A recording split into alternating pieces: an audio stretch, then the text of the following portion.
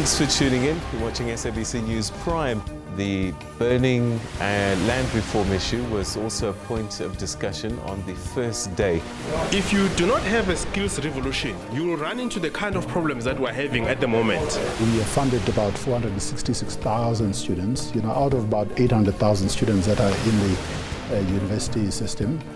South Africa says insufficient electricity and water remains one of the biggest barriers to development and prosperity on the continent. The top four batsmen in the squad, Hashim Amla, Quinton de Kock, Faf du Plessis and AB de Villiers, are certainties in the starting lineup.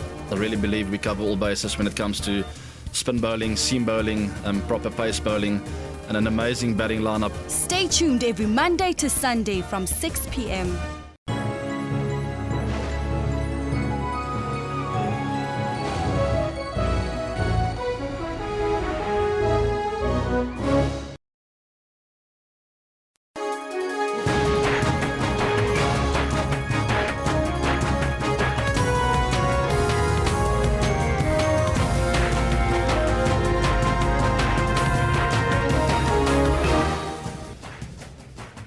Bright lights, the big city. You are live with us from Johannesburg in South Africa. Very good morning to you. I'm Eben Janssen. I'm with Elvis President. Very good morning to you, Eben. Good weekend? Yeah, cracking sporting weekend behind us, although a little bit cold all around the country. Kendall, of course, is not with us today. We'll still try and bring you all the very big talking points from the weekend, but a different focus today, Elvis. Different focus. We're focusing on decolonization of the education system here in South Africa, and that's the question that we want to pose to you this morning. I'd like to find out from you whether or not you think that our education system can be decolonized. You can send us your comments on the Twitter handle at SABC Newsroom as well as on the Facebook page. Yeah, you guys have been tweeting us already, early doors here today. What is this decolonization of education? Onuke Christian tells us, let there be post-colonial education blueprint on school curriculum. The standards must be maintained, deleting any iota of colonialism, says Onuke. This one from Alex Malapane says that I'm not really worried about decolonization. I'm worried at getting our education system internationally competitive. Can we fix that first? Very good point there, Alex. This one from Suraya, who says, it's like going back to the dark ages, says Suraya. Well, it depends entirely what you mean by that, Suraya. Interesting.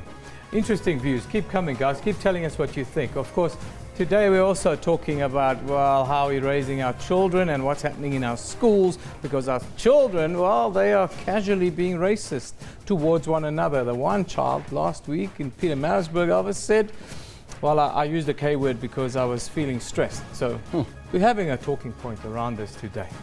Yes, and that's why we're asking you this question. Are we teaching our children to be racist and intolerant at home? That's the question. Because we're certainly not teaching them at school. And, well, what is happening at the schools? 86 votes in.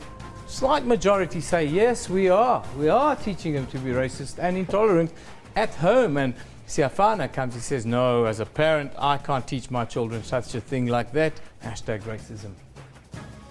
Pumla says, sick parents can do that, unaware that they are destroying their kids. Yeah, the cost at the life of the children is always immense. Kadlecha says, yes, children mostly reflect what is happening at home. They listen, watch and learn everything from us and the surroundings, good or bad. Let's teach them Ubuntu, says Kadlecho. Very much that's what should be happening at home. Of course, what didn't happen over the weekend was the Proteas didn't make it a hat-trick for South Africa in sport. We thought it's going to be 3 out of 3. I mean, we started off so good. Bafana won, and then we have the Springboks winning. And It was an incredible start to the weekend. But this is a tough question, but some would say firm but fair. Should AB de Villiers step down as the Protea captain? Is the team unhappier when Faf du Plessis is the captain? Straight up question. Well, we've been knocked out. We've been called the chokers all over social media. Lots of memes doing the round. What are you saying? Paul says, why must we punish a captain when the team is underperforming? I don't think he should step down. A big no, says Paul. This one from Monuke says, hurrah! I said it on Friday. That sports is simply a contest. Bafana boys made it. They heeded my advice and went for the victory. Well done, boys. This one from Pele, who says, 100% yes. Faf is the real deal. And Faf is available to play for South Africa at all times. AB is only available to play in the one-day format. Some say that he has other considerations that's more important than South Africa, the badge that is South Africa. Anyhow, we'll see what you guys are tweeting us, and we'll try and get into this conversation and all the others on this Monday morning. But it's Monday and there's a lot of news. Big news day. Let's get there now.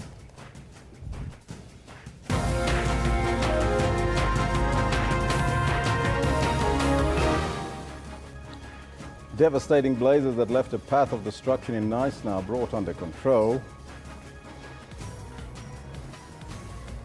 Treasury is to give a way forward following last week's latest downgrade at a media briefing today. And murder accused Mark Warona Zinde stands trial on the murder of his mother and former SABC board member Hope Zinde. Those are all your headlines, but before we get there to the news, let's find out from Eben what's happening on the sports front. Yeah, Elvis, it's been a cracking sporting weekend. Kendall is not here. Kendall is battling with some issues. But these are the top stories. Bafana, the boys. Well, they've arrived home after their historic win in Nigeria in their first Africa Cup of Nations qualifier. And they received a very good welcome. 2-0. It's heading toward the goal. Just tap it in. It's the call. And again, South Africa through the super sub. Percy Dow.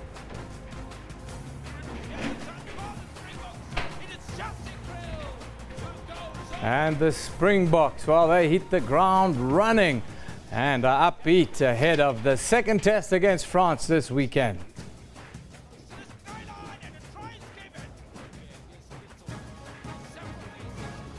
And Protea captain AB de Villiers describes the team's early departure from the ICC Champions Trophy as disappointing.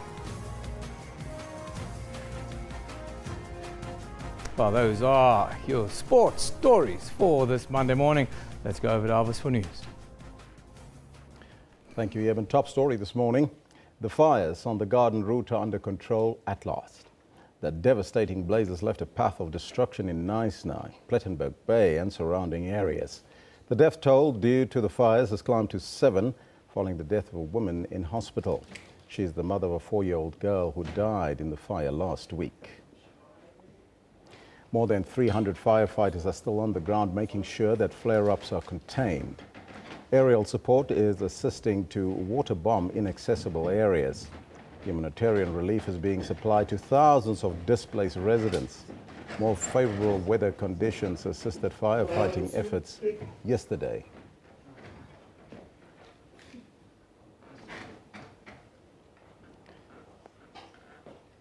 Meanwhile, the acting Knysna municipal manager, Johnny Douglas, says plans are already underway to count the cost of fires in Knysna.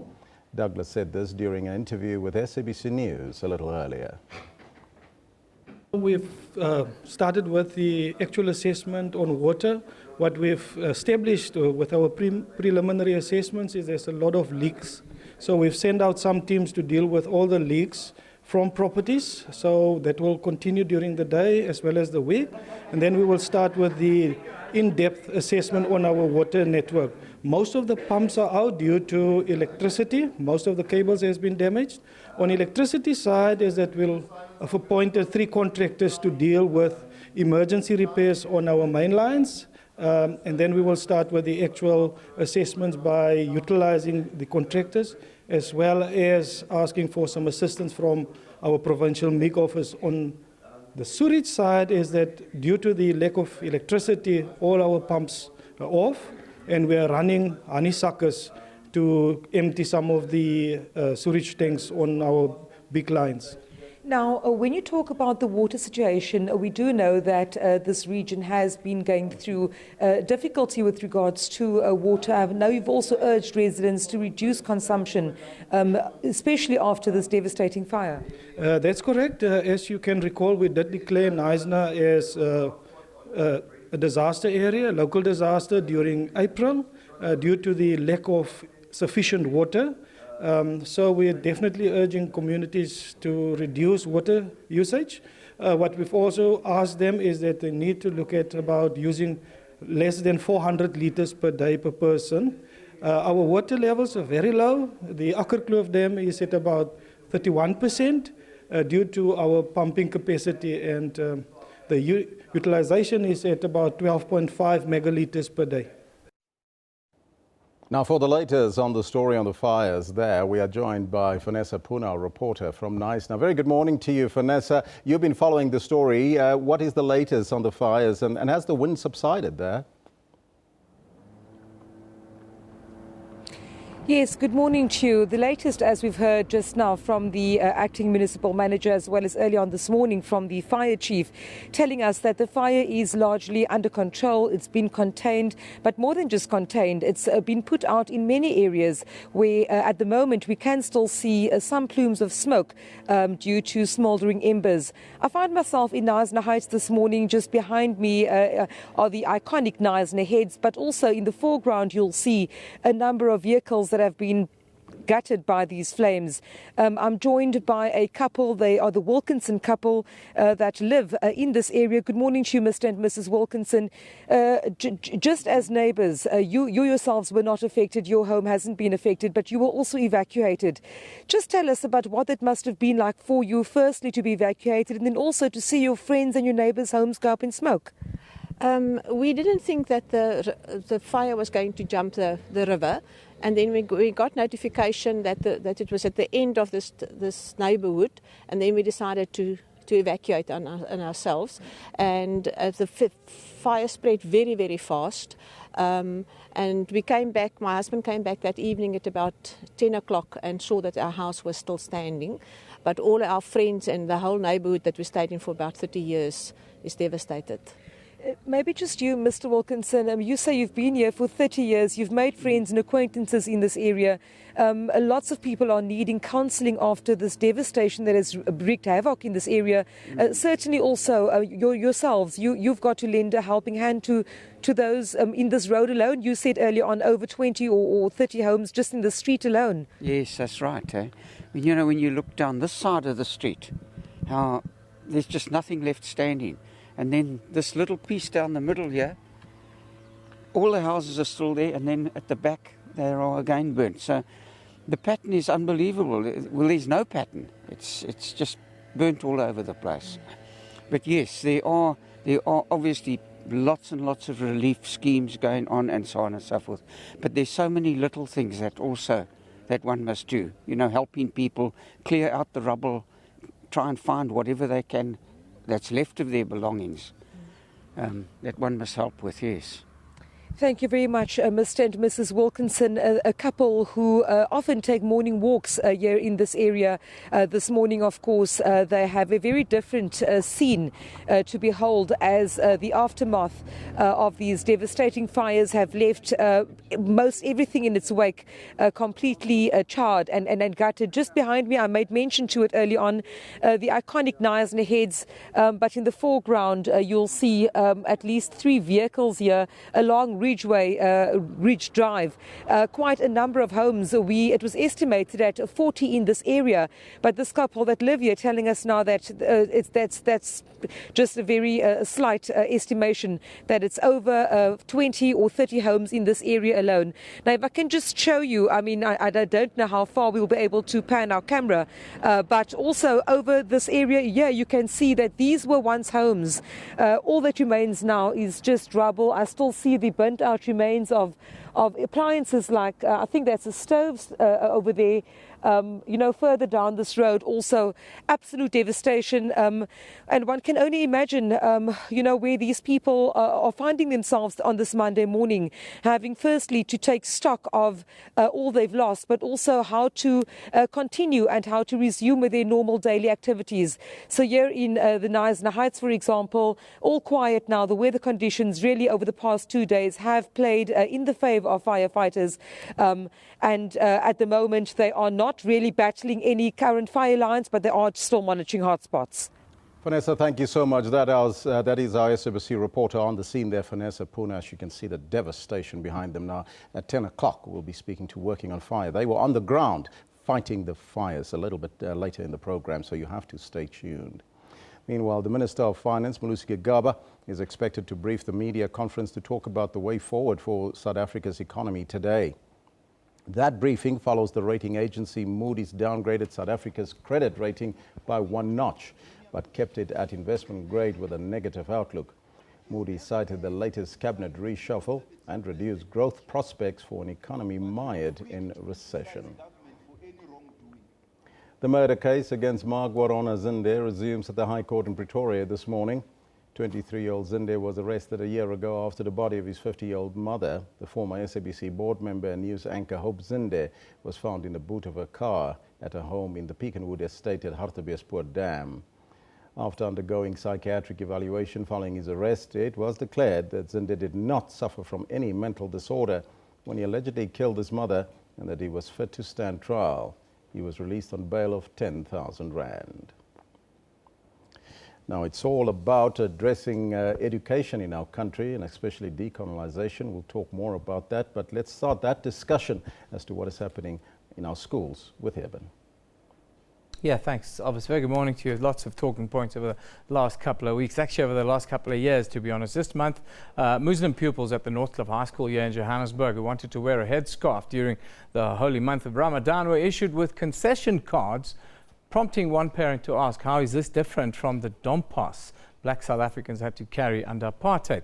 Now, after the intervention, the Gauteng MEC for Education, Panyaza Lesufi, announced that the school had withdrawn the cards unconditionally. Meanwhile, the Department of Education in Gauteng has warned that there will be no extension for grades 1 and 8 online applications after today's deadline. That's just reminding you today is the deadline. The application system closes at midnight tonight. More than 450,000 applications have been received for both grades since the first day of applications on May the 2nd. Now, to talk about this and the issues we're facing, well, we're joined by Gauteng's Department of Education spokesperson, Steve Mabona. Steve, good morning and nice to have you with us. Good morning. Let's go back to the issues we've had, issues with the concession cards in schools. But Northcliffe High is known as a school that that don't allow soccer to be played on the sports grounds and so forth. How do you view this kind of behavior by schools on the back of the concession cards that we see? Look, the issue of concession card was, it was a mechanism to manage the deviation from uniform, as per the explanation that we got from the school. And it's been going on for many years. The parent that complained was not even a parent of the learner that was flashed on the social media, which was a concern for us. But what we were saying was that the school was trying to manage a deviation, which we felt that probably people were not comfortable with. And we then interacted with the school, and there was an agreement that this concession card will be withdrawn. But safe to say that it was assisting the school management to make sure that if you deviate from school uniform, there should be a way of explanation, unlike you be taken to task only to find that you are permitted to, to deviate from uniform. But it's not that they were targeting your Muslim girls or Muslim community to say you can't practice your religion. This very same school does not allow a soccer ball to be taken onto the grounds of the school, does not allow soccer to be played on the grounds of the school. How do you view that? Look, the schools, they have their policies that are managing the code of conduct or the way of doing things in the school.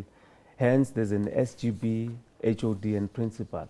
So we will normally encourage the parents to interact, more frequently with the SGBs and check on what is it that is wrong that the school is doing, and then report to us. But then when we interact with the schools, we are in a position to can check on the conduct and their rules, because there's no rule that has not been agreed upon by the SGB in a school, and the SGB will then represent the parents. So if there's nothing untoward, we'll normally encourage our officials to go and check at the school and investigate. If there's something that it's wrong that the school is doing, then we agree with the school to do away with that. So we should be in a position to can go and investigate on that one, because probably I was not aware about it. What if the SGB is the problem? What's the recourse and what's the process that parents should follow? Look, fortunately, the SGB elections are coming now very closely. We'll encourage the parents to make sure that when they elect the SGBs, they are sure of who they're electing. They make sure that they, do a task of checking on the candidates, and then elect people that will be willing to work for the school, and people that will be participating, more fully in the school and not being involved in any other thing, because we will have allegations in some other quotas that people are involved in corruption. So people should be in a position to elect people that will take care of the education of their children, that they will be prioritized. So it's important when we elect that we be careful who are we electing. So there will be elections in due course, so we'll encourage them to elect people that qualify to be there. Are you happy that we are on top of issues of discrimination, intolerance and racism in our schools here in Gauteng? Look, I will put an emphasis that the MEC is very passionate about social cohesion, and any opportunity that prevails, we encourage people to work with one another, make sure that we are tolerant. I mean, the issue of language, other schools, you will find them wanting to, not to gain access for the other, learners because of the language that they speak. Others, they are resistant in the utilization of our national flag or even the national anthem. There's resistance of singing that. Yeah. So we persuade and make sure that our schooling environment is conducive for anyone. There's no element of any racism, and if there's any, we will then take necessary action. Finally, online applications, the deadlines today, just give us a quick heads up. There'll be no extension, but what kind of mechanisms are in place? Look, we want to start by thanking all the parents who we did a call, who participated in the process. I mean, we have about more than 450,000 applications. That's an indication that we are double the number. Last year, we had glitches, we had problems with the system. We have improved the system, so we didn't have any challenges. So we are assisted to plan, make sure that our budget is appropriate. When we need to have more classes, we will be in a position to do that. Learner material, we will be in a position to know how many we take where. So we are very much convinced that the planning is ahead. And come July, we will start with the process of placing the learners to appropriate spaces. And we will be sending an SMS to parents. They must assist us, decline or accept. When you decline, you give us an opportunity to prioritize the other parent and give that space accordingly. Steve, fantastic to have you with us. Thank you for coming in today. Here we have Steve Mabona. He's the Gauteng Department of Education spokesperson dealing with the issues that, been facing in the schools, not with learners, and issues around intolerance, religious and others. Of course, we're running a poll today on this question. Where does this scourge of racism in our schools come from? We see issues periodically popping up in our schools, not just in Gauteng. Pietermaritzburg last week, Cape Town before that. We've seen these a constant theme in our schools. So we're asking you, if it's not happening at school, is it happening at home? Are we teaching our children to be racist and intolerant at home? 116 of you have voted. 53% are saying, yes, we are. Slight majority. Barry Martin tweets us, he says, we should not teach our children to be racist and intolerant at home, but rather to be religious and loving and caring persons or people. Derek Howell says, leaders must stop referring to apartheid, then only can we move on. They are the ones keeping racism alive. The past is the past, says Derek Howells. Lechasa says, racism, yes, we do teach our children to use racist words or to be racist. Charity begins at home, says Lechasa. Artwell Mtandazo says, Newsroom, through our behavior and comments on social issues, we are teaching our children to be racist and tribalists unaware. Interesting one. Keep tweeting us, and we'll put it up as they come in. Of course, let's take a look now at our picture of the day. Our picture of the day, this one comes from Amy Lau. Yes, it's unprecedented, never happened before in tennis. Rafael Nadal, wow, it's an awesome achievement by Nadal, winning his 10th French Open title yesterday. That was unprecedented, never been done before. Some say will probably never ever happen again.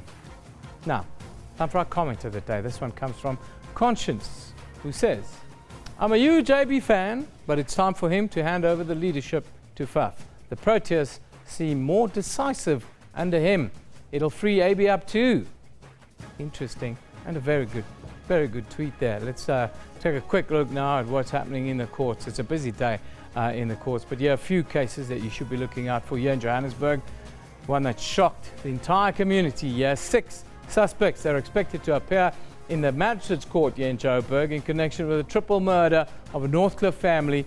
The bodies of Gregory Naidu, his sister Melanie, and her daughter Raquel were found dumped in an open veld in Centurion last week. They were bound, gagged, and burnt beyond recognition. The suspects, after they were found in possession of the family car and other stolen goods. Then down in Port Elizabeth, the murder trial of Christopher Panayiotou and his co-accused are expected to resume in the High Court there. The state hopes to be granted permission to show a videotape of Panayiotou discussing the abduction of his wife Jade. The state is adamant that Panayiotou was the mastermind behind the plot to abduct and kill his wife Jade in April of 2015. Then in Limpopo, 2 17-year-old girls have been arrested for murder in 2 separate incidents. One of the girls disarmed and stabbed a 21-year-old man at Safai in Sanin after he allegedly attempted to rape her, while the other girl, well, she's said to have kicked her 60-year-old grandmother, who later died in hospital. They're interesting cases. We'll keep you updated as more detail emerge. We're going to take a short break, but when we come back, well, we talk about decolonization and racism in schools. Do not miss it.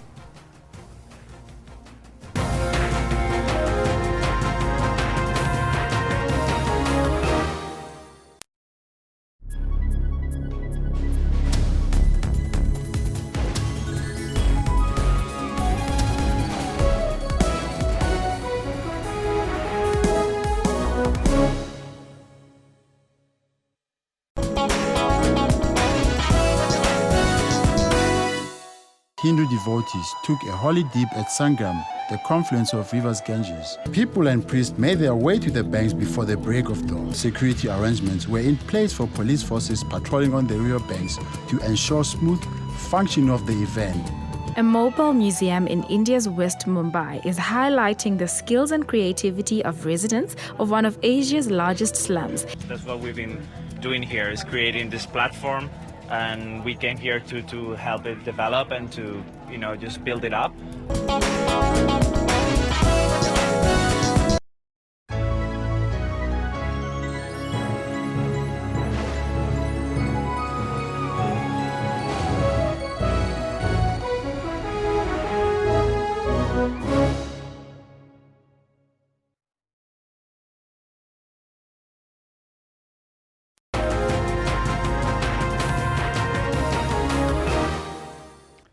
Racism and religious intolerance has become a hot topic in the last month as a spate of incidents have made headlines, causing outrage and upset particular groups in our society. Racial slurs being uttered in a Pietermaritzburg high school. High school pupils reportedly started chanting Heil Hitler when the pupils from King David Victory Park were performing a historical play, a slave trade task that didn't quite fit the brief at a school in Vanderbijl Park. And here in Johannesburg, Muslim girls at the Northcliffe High School having to carry allowance cards in order to wear a headscarf during the month of Ramadan, which is a holy month.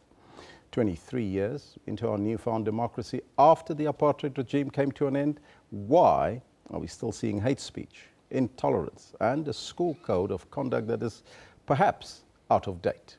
Joining us now in studio is the Federation of Governing Bodies of South African School representative, Mr. Paul Colditz. A very good morning to you, sir, and welcome. Morning. Thank you, Ellis. Now, firstly, what is your reaction to the recent incidents that we've seen in these schools? It must be seen in context. We have 12 million learners in the system. You have 400,000 plus educators in the system, and that does not include the non-educator employees. And we'll always have the sinners in our midst. In the majority of schools, things are going quite well. But I believe the problem lies with the fact, with a number of factors. First of all, the question you've posed is, are we teaching our learners or our children racism, etc., at home? The context is that the majority of children between the age of 3 and 17 don't come from traditional homes. They experience and see what's happening in society, and they think that is normal, and they take that into schools. That's the first thing. The second thing, I think we've lost the plot in terms of creating post-1994 a environment which celebrates the foundational values of our Constitution, namely human dignity, equality and freedom.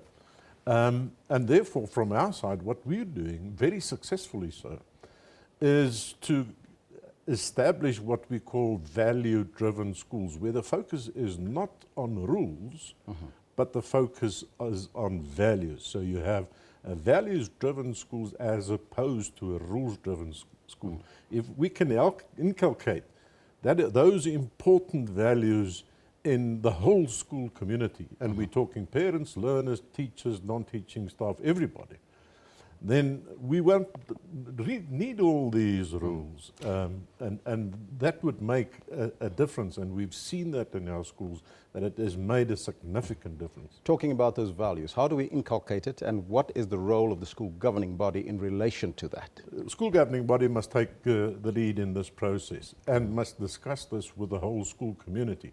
They can't just decide on certain values. Those values must be agreed by the entire school community, and the parents, all of the parents, must be as involved in this process as is possible. Obviously also the learners and teachers. Let's talk about the incident that's happening here at the Muslim school, or the school in Northcliffe, where the Muslim scarves were.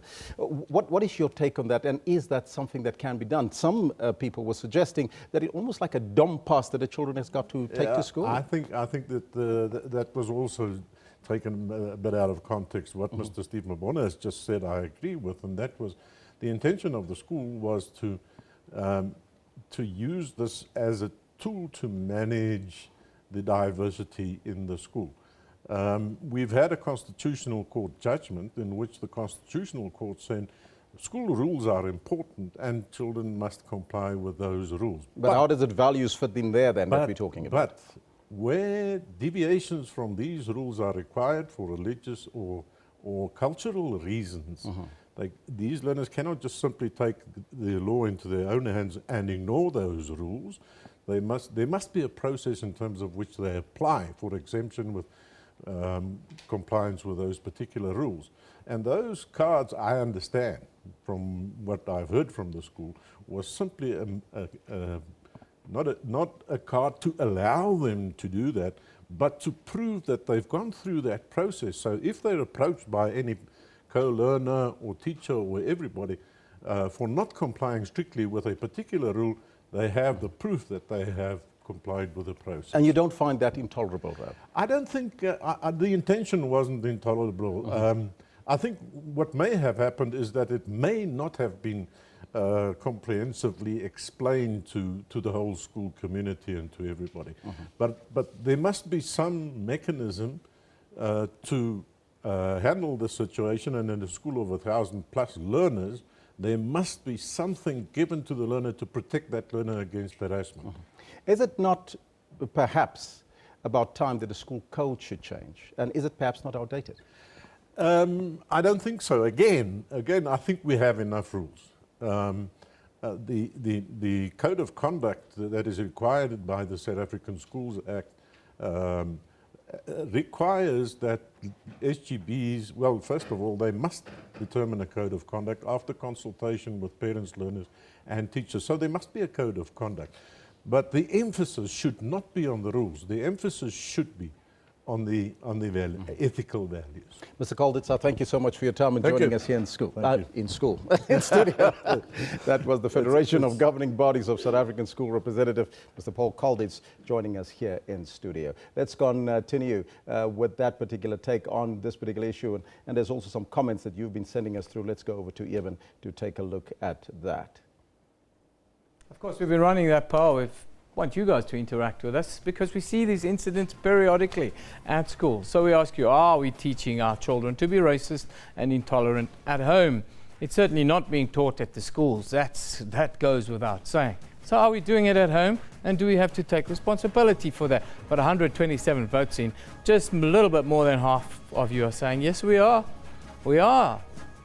What happens at home reflects what's happening at our schools. The big M. Michael Sitoli says, not all of us teach our children that, but we do have a few rotten potatoes amongst us. Thulani says, as early as 200,000 years back, mankind was already writing history, but our school history can account for 7,000 years. That creates racism, says Thulani. Dipansi says, sadly, looks like that's the case. That's pathetic for parents to poison kids like that. Keep it coming, guys. Keep talking to us. We love you. We love it when you talk to us because it's your voice, it's your country, it's your children. Now, in light of recent racial and religious intolerant incidents amongst teenagers, it brings to question if transformation in schools and universities should be expanded immediately. You'll remember the debate around the main language of instruction at universities, especially in Pretoria. The fees must fall and the calls for free education for those from previously disadvantaged communities. Now, despite liberal university teachings, there still seems to be an imbalance. Last month, Stellenbosch University students got into trouble for the posting of Nazi propaganda on the campus. There have been a number of dialogues on the decolonization of education, and especially a call for African viewpoints on otherwise already known historical events. To talk to us about this, well, we are joined by Dr. Odilile Ayodele from the Institute of Pan-African Thought and Conversation here at the University of Johannesburg. A very good morning to you, Doc. Thanks for being with us. Good morning. When we talk about decolonizing education, in South Africa, we've got our children in uniforms, and that kind of sends a message of a certain kind of education that you'll receive and a historical context. In order for us to decolonize the idea of education, should we start with a uniform and throw that one out? Well, I'm going to answer you with two hats on, that of an academic and that of a parent.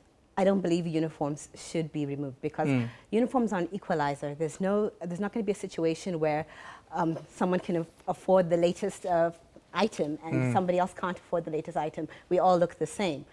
Where the issue is when schools use those uniforms to basically exclude black students. For example, when I was at school, when I first arrived in South Africa, I wasn't allowed cornrows or braids. So I either had to shave up all my hair or relax it. That already starts to shift how you think of yourself. So you have to start looking at how they implement their uniform policies. When we talk about the decolonization that needs to happen in our schools, are we talking about all of the stuff around it, or are we talking about the knowledge? It's a whole package. The best way to explain is what a culture grows. If you have a culture which is exclusionary of certain kinds of knowledge, is exclusionary of certain kinds of people, of course it's going to grow within society. Now, tell us about what you think needs to happen in South Africa, because periodically we have these discussions, but we always kind of come back and we end up in the same place. I think we have to get to a point where we move from talking to actually doing. At the University of Johannesburg, for example, over this week, from the 16th to the 18th, we're having a conference where we're going to bring in all these scholars from around the diaspora, within and as well as South Africa, where we're looking at different ways of including different knowledge into the curriculum so that we have a textbook, we have information that can be used to include into the curriculum at university level and lower. Talking about lower, I'm interested in lower because when we talk about this non-neutral view that we have to bring into the education, surely this should start in grade 0 or even before that when we talk about the context that our children should be learning in. Yeah. No, I 100% agree. Many scholars will tell you that a child's identity and their knowledge actually gets set by the time they're 8, 7. Yeah. So from preschool, you should actually be teaching them to think broader, to think of themselves as, especially a black student or those who identify as black, that you're actually part of this history, you're part of development. What's the damage that children incur when that does not happen? I think the main thing that you can actually see is there's a lot of anger, because as you grow old you realize that, wow, I'm actually not represented in the books that I read. I'm not represented in the places that I go, in the hallways of power. There might be a black president, but in business and in the people who make decisions, I'm not represented. So there's a lot of anger and a difficulty in assimilating. And we actually saw that play out in the fees must fall and the roads must fall. I'm asking the viewers a question, and I think it's just fair that I ask that question to you as well, is that the viewers are voting on this question. It's easy to blame the authorities, it's easy to blame the schooling system, it's easy to blame everyone. But what is happening at our homes with regards to the teaching of our children and with regards to tolerance, racism, and that important non-neutral view that we're talking about? What goes on in the home is very important, but at the same time at schools, your child is spending 8, sometimes even more time at school, so they actually get shaped by their teachers and the school environment. So what goes on there is very, very important. Let's talk about what's happening in our tertiary institutions, because I think that's sort of become the coalface of this decolonization discussion. What should the role of tertiary academics be with regards to this narrative that we want to inculcate? Well, I think, and we actually see it across the universities in South Africa. They have taken on the banner that the students have handed to them and are looking at different ways of changing the curriculum, changing the way they teach, and that's very, very important to be more inclusive instead of being exclusionary. I want to talk about the University of Johannesburg because you guys are leading this discussion in South Africa around decolonizing or decolonizing our education system. Tell us about the journey that you've been on until now, and then maybe you can tell us what are you planning, what you're looking ahead to. Well, at the University of Johannesburg, on top of several public dialogues ever since, let's say 2015, when the Roads Must Fall and the Decolonize Must Fall actually broke ground, they have started up 6 different institutes so they can look at different ways of, as I said, changing the curriculum, changing the way they teach. And all of that is actually culminating to our conference over June 16 to June 18 at the Kingsway campus. In conclusion, we've got Mr. Colditz here. He's still sitting here intently listening to our conversation. The kind of discussion surely have to include FEDSIS and these kinds of institutions, and that's the process that you guys are embarking on. Yes, and plus our meeting's a public one. It's open to everybody. We would like to see you there, Mr. Colditz. Just tell us, how do you feel about this concept of decolonizing education? Is it going to be possible in South Africa? Absolutely. And why I think it's going to be possible is because there's a desire to change. People see that there's something wrong and they're actually working towards making a difference, and that counts for a lot. How do you view yourself? What's the historical context that our children view themselves in? All of these questions, well, these are discussions that we need to have as a society so that our children don't turn on each other when they go to the schools. We see these incidences pop up periodically, whether it be tertiary, secondary, or even foundation phase education. Thank you very much for joining us today, Dr. Odilile Ayodele from the Institute of Pan-African Thought and Conversation here at the University of Johannesburg. It's something I'm very interested in.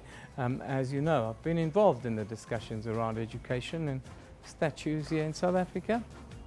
Let's now take a look at what's on what's happening on Twitter and which are the hashtags that you should be interacting with. The big one, of course, is the Newsroom fire that devastated the region, leaving thousands homeless, from the poorest to the richest. Everybody lost something or even everything. Firefighters have been working tirelessly to control the blaze, the flames, the fires, and aid workers as well as churches and other organizations are assisting as much as possible.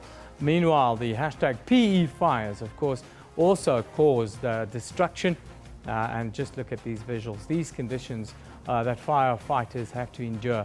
Think about them. We'll speak to Working on Fire at 10 o'clock. They'll give us a complete overview of the situation right now, but also what happened over the weekend. Of course, aircraft were downed and so forth.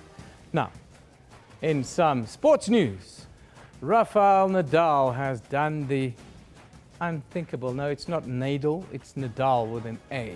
N-A-D-L, yes. That's the one, Rafael Nadal. He won a 10th, La Decima, they call it, the 10th French Open title. In the US, pride parades fill the streets with colors and freedom to express themselves at the Pride Parade. And just to start your week off with some positivity, Monday motivation, that's a hashtag that's always trending.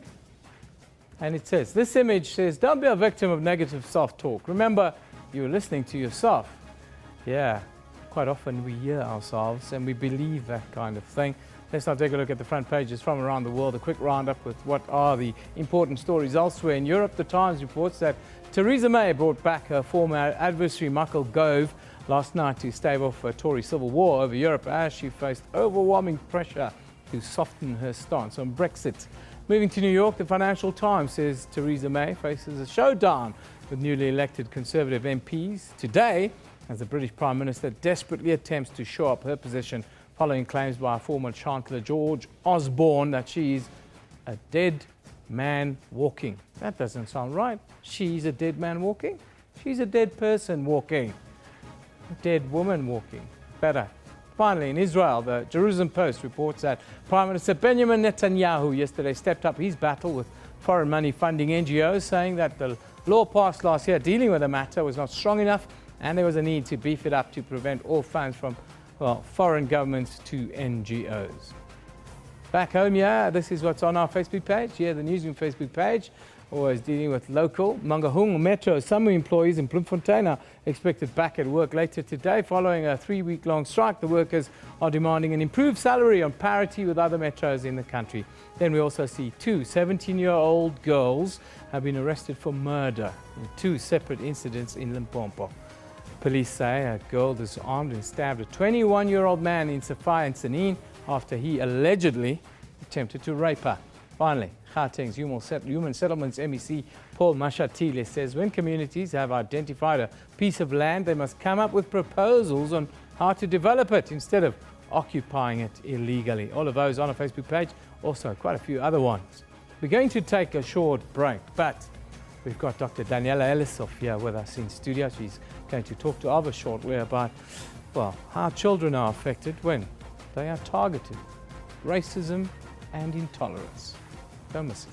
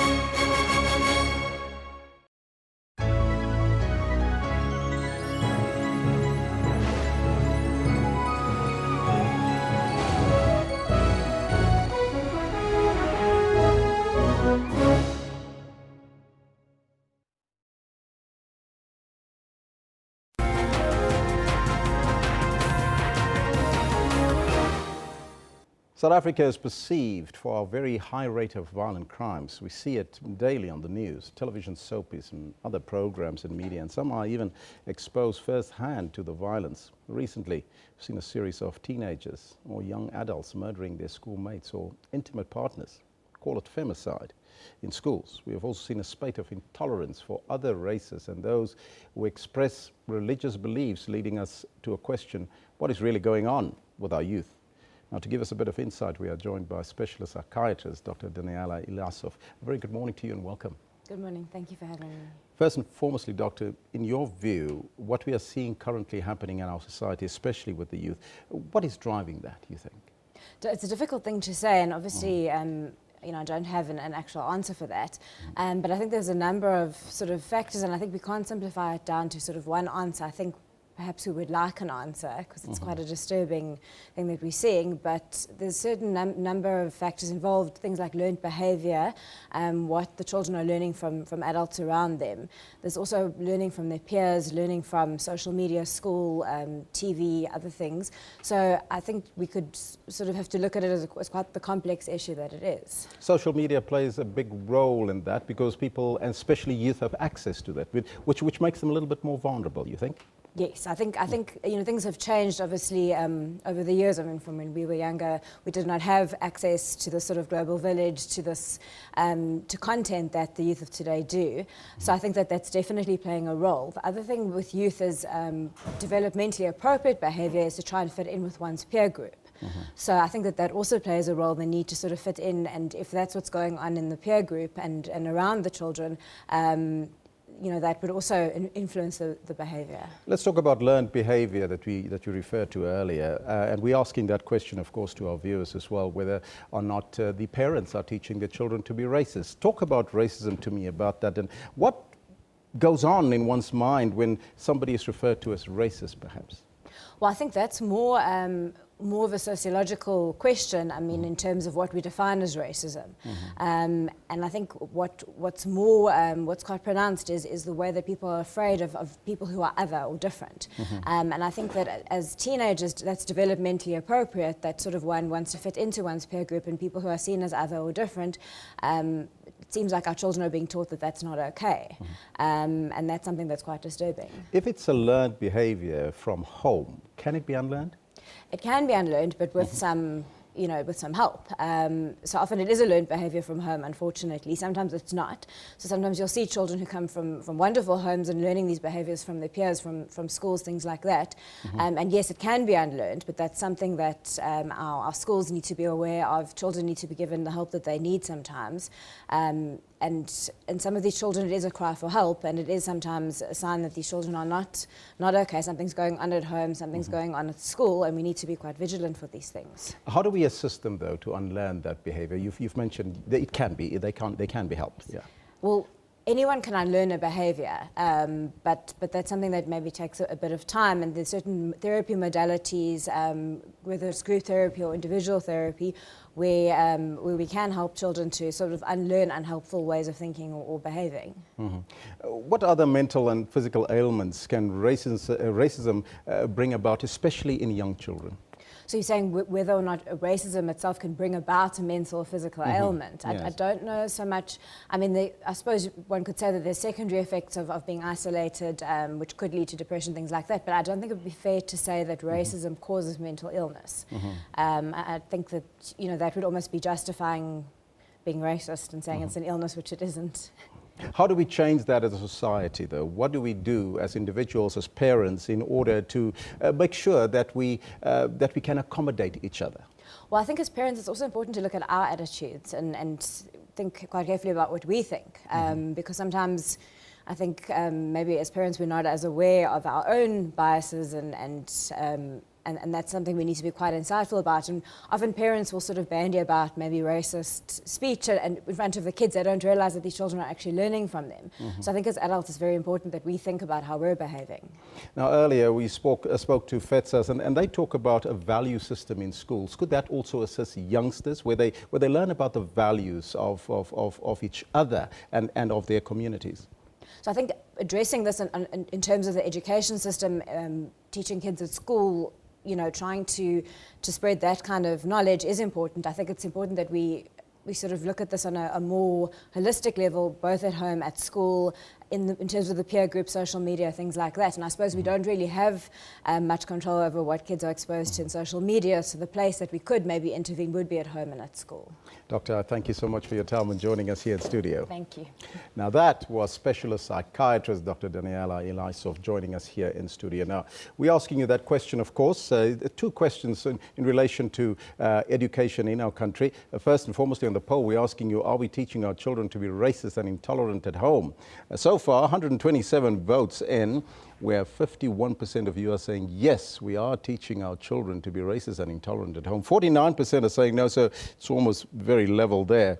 But you're also tweeting us in relation to the question that we're posing to you. Well, it seems there's no tweets there, but it's also the question in relation to that. How do we decolonize our education system? And we're going to come back to some of those comments a little bit later. There, it's on your screen right now. Can education in South Africa be decolonized?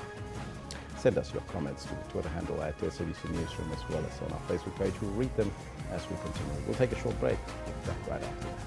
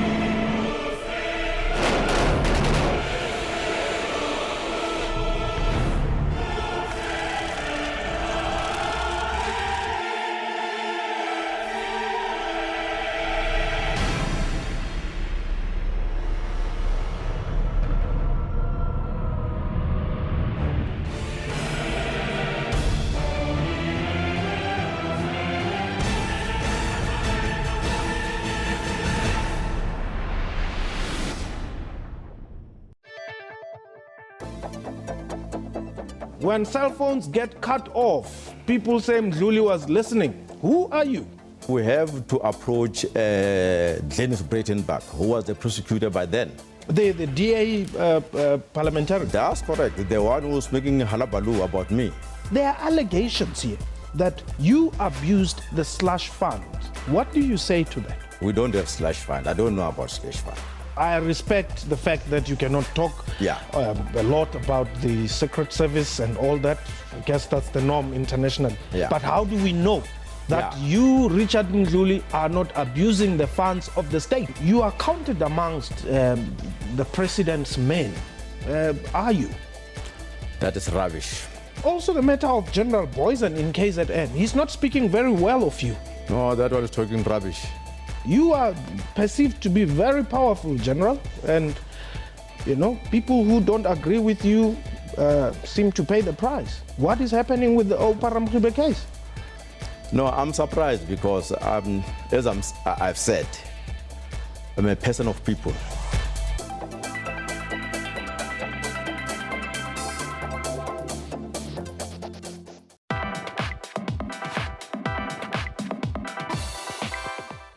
This is Tanya Mukwamu, co-founder of a mobile application called MaxiCash. The app is aimed at helping African expatriates send money home. When one thinks of sending money home, it could be peer-to-peer cash transfers, or it could be buying airtime or paying for school fees or hospital bills. So the list really expands. So it was just making that process a lot easier for African expats, bearing in mind that they have such high fees, going through your traditional agencies and so forth. So we just thought that, that money could be routed to better use.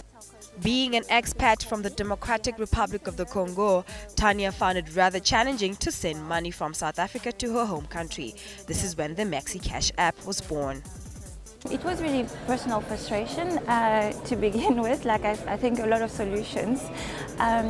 I'm an expert myself. I'm originally from the DRC, so I've had that experience of sending money to my parents or anyone I support back home, and having to leave work and take time off, and there's so much paperwork, and often you don't have the right papers.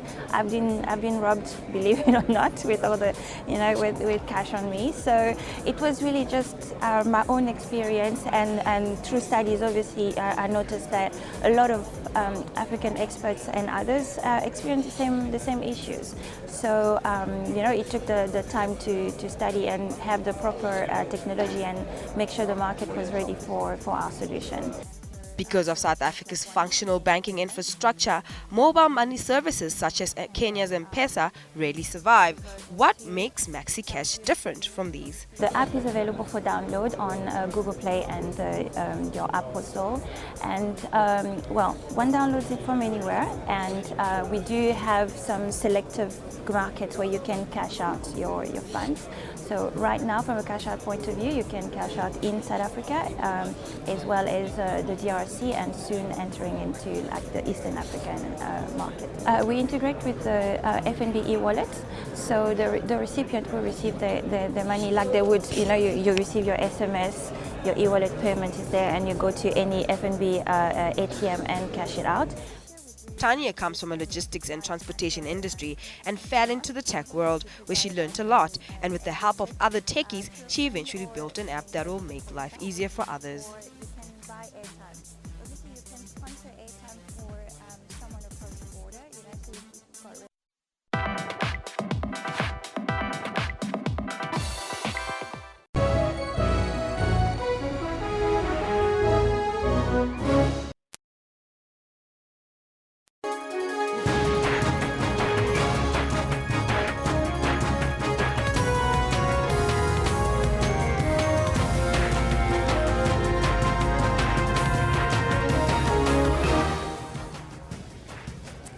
Welcome back. It's just gone 10 o'clock Central African time. Very good morning to you. If you've just joined us, my name is Evan Jansen. I'm going to be, flying solo with you for the next hour as, we give Elvis a little break.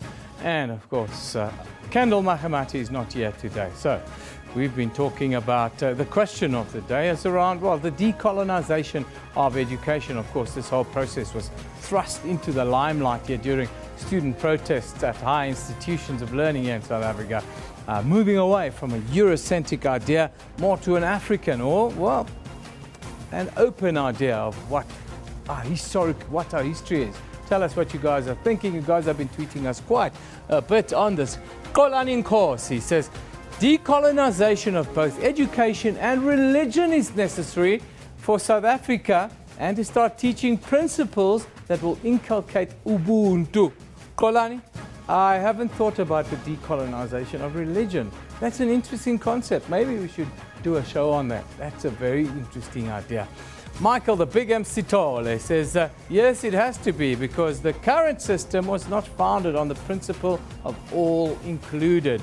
Talking about the education system, that is. Alex Malapane, he says to us, Newsroom, I'm not really worried about decolonization. I'm worried about getting our education system internationally competitive.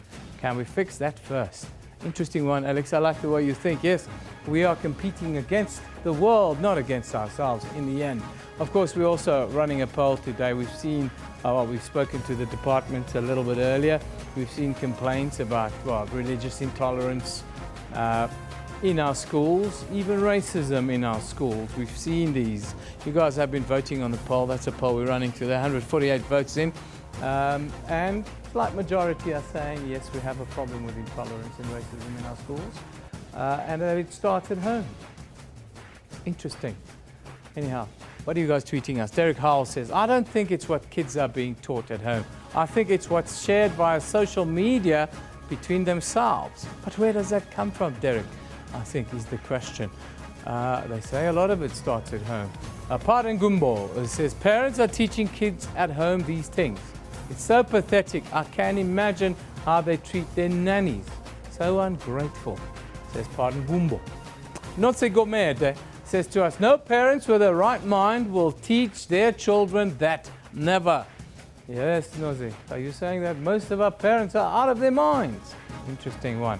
Now, we're also asking the tough sports question today. It's a question that's been doing the round on social media, a storm around the captain of the Proteas, AB de Villiers. Do you want Faf du Plessis to come in, or do you want AB to step down as the Proteas captain? Of course, the Proteas were knocked out unceremoniously, some would add, out of the Champions Trophy yesterday. It was a bit of a bloodbath at Edgbaston. Michael, the Big M, tweets us. He says, it's an official Cricket South Africa's call to make, but then again, he can also be honest with himself or man enough and step down. Well, last night he says he thinks he's a good captain. Tebs.za Kalatabang says AB de Villiers should not only step down as captain, but his overall selection should be reviewed. He's totally off form. Others are criticising him and saying, well, he want to pick and choose his games. He want to dictate to cricket, South African cricket, which games you want to play in. Mahafa Noel says, yes, the Proteas need a new captain. AB de Villiers should step down. Some support for AB and some saying step down. Well, that was the sports question. Tweet us at 10:40. I'll look at some of your tweets again with regards to that. Of course, we'll look back at what was a cracking weekend as well. But time now for us to take a look at our top news stories this hour.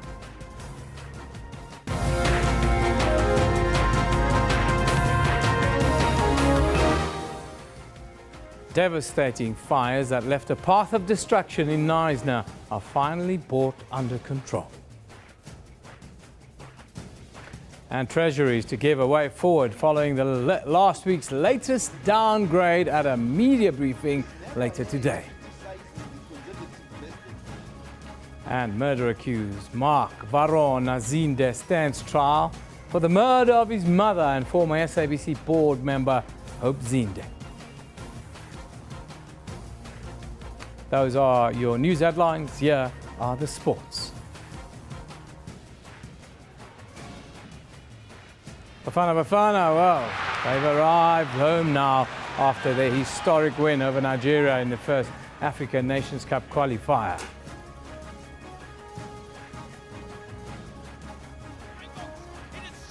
And the Springboks, well, they're in upbeat mood.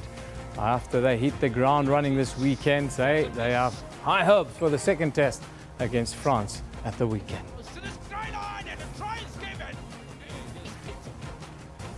And the big talking point, of course, Protea captain AB de Villiers has described the team's early departure from the ICC Champions Trophy in the United Kingdom as disappointing.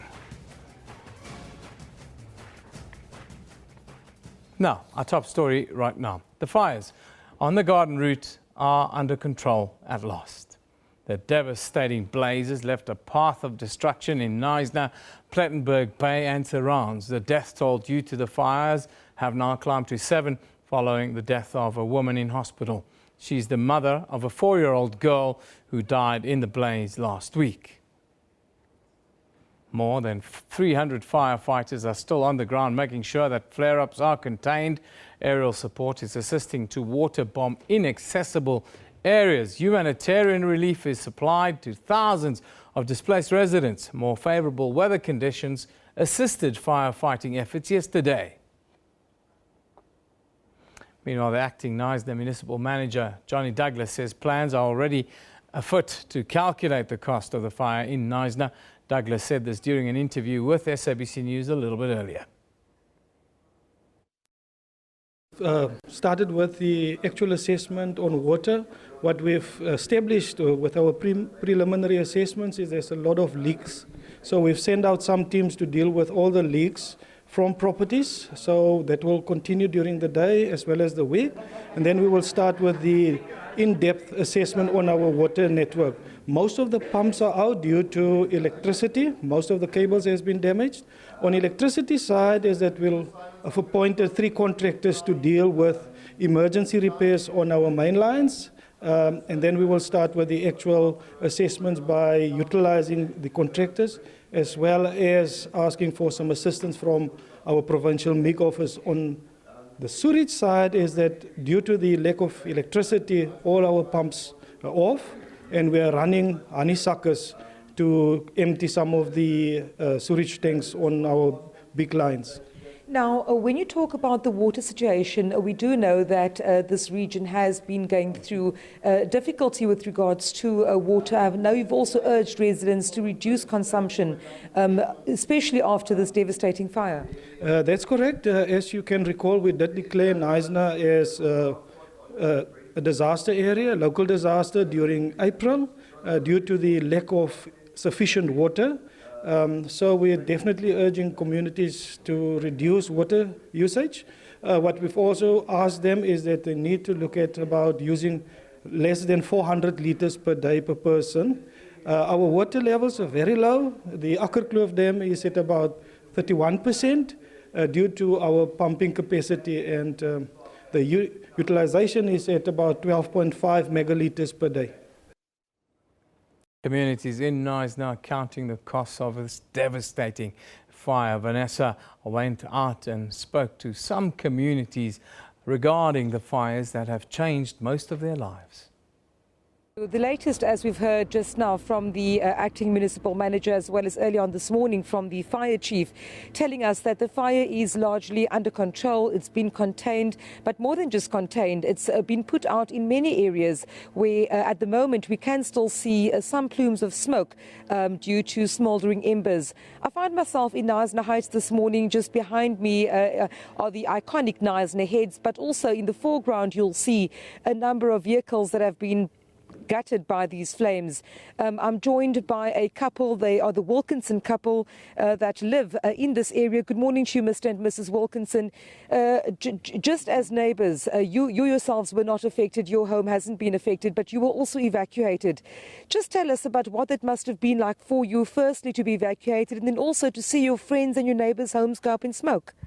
We didn't think that the fire was going to jump the river, and then we got notification that it was at the end of this neighbourhood, and then we decided to evacuate on ourselves.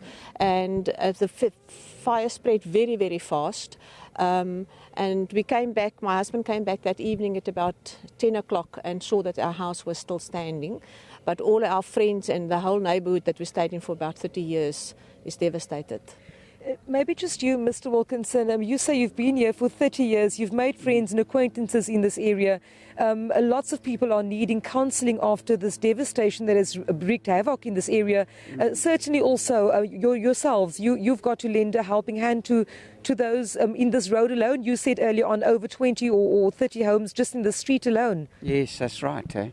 You know, when you look down this side of the street, how there's just nothing left standing. And then this little piece down the middle here, all the houses are still there, and then at the back they are again burnt. So the pattern is unbelievable. Well, there's no pattern. It's just burnt all over the place. But yes, there are obviously lots and lots of relief schemes going on and so on and so forth. But there's so many little things that one must do. You know, helping people clear out the rubble, try and find whatever they can that's left of their belongings, that one must help with, yes. Thank you very much, Mr. and Mrs. Wilkinson, a couple who often take morning walks here in this area. This morning, of course, they have a very different scene to behold as the aftermath of these devastating fires have left most everything in its wake completely charred and gutted. Just behind me, I made mention to it early on, the iconic Knysna heads, but in the foreground you'll see at least 3 vehicles here along Ridge Drive. Quite a number of homes. It was estimated at 40 in this area, but this couple that live here telling us now that that's just a very slight estimation, that it's over 20 or 30 homes in this area alone. Now, if I can just show you, I mean, I don't know how far we will be able to pan our camera, but also over this area, yeah, you can see that these were once homes. All that remains now is just rubble. I still see the burnt out remains of appliances like, I think that's the stoves over there.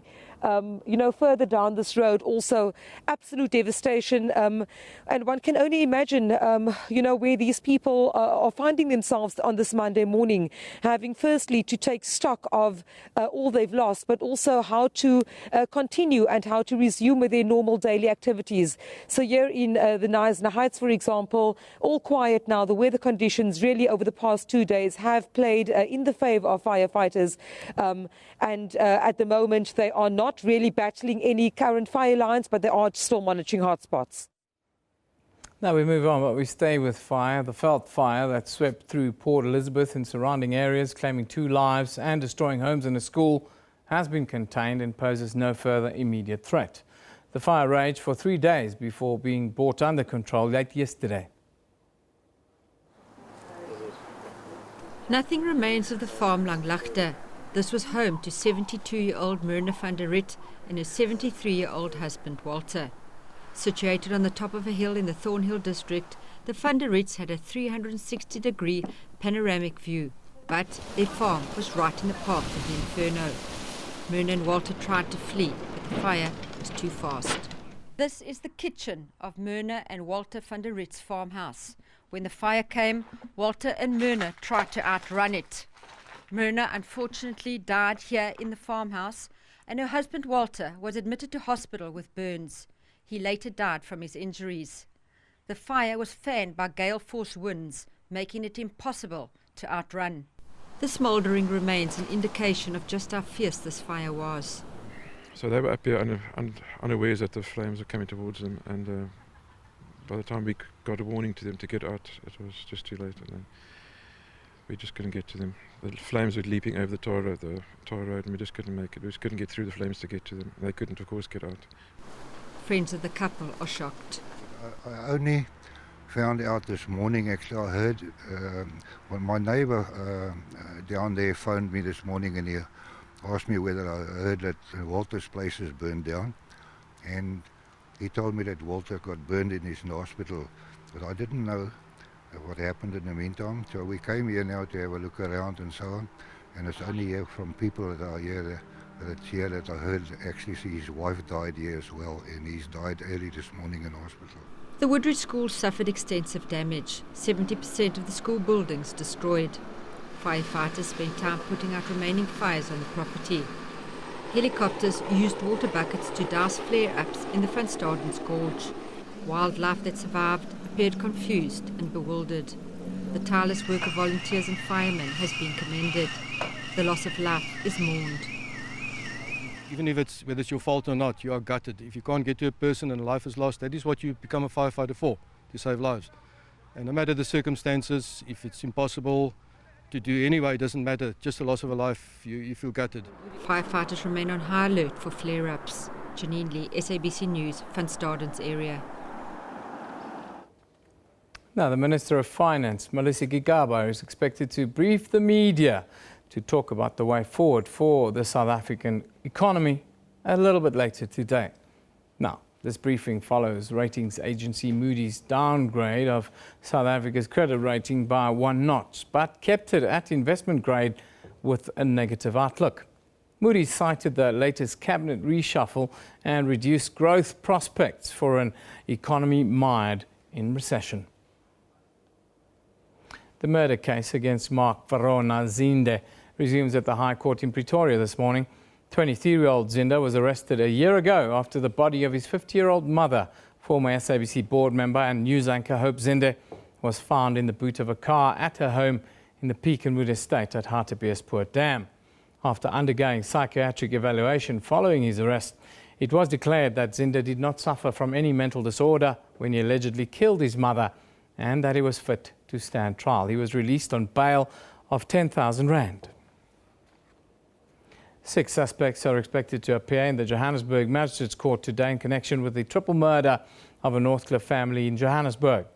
The bodies of Gregory Naidoo, his sister Melanie, and her daughter Raquel were found bound and gagged in Centurion in Pretoria last week Monday. Their bodies were burnt beyond recognition, and with the help of family, they were identified. They were bound, gagged, and burnt Police arrested the suspects after they were found in possession of the family car and other stolen goods. Now, the ANC says it will push ahead with a decision to withdraw from the ICC. The party held a media briefing where it released its policy documents on international relations. The ANC has also commented on the recent elections in Lesotho and the US decision to withdraw from the Paris Climate Change Agreement. As the ANC prepares for its June policy conference, the world has experienced a growth of right-wing parties. In some regions, pockets of conflict are still a problem. Continue to implement the programs to ensure that we have a peaceful world, a peaceful Africa. And South Africa's withdrawal from the ICC will go ahead. The process is going on in government as well as in parliament to fulfill the mandate of the organization. I did say earlier on, I emphasized certain things that needs to happen. Consult with the AU, that work is done. Discuss the amendment of the possible amendment of the statutes, that work has been going on. Strengthen the African instruments, that work is going on. The party also commented on the recent elections in Lesotho. The election results have been announced.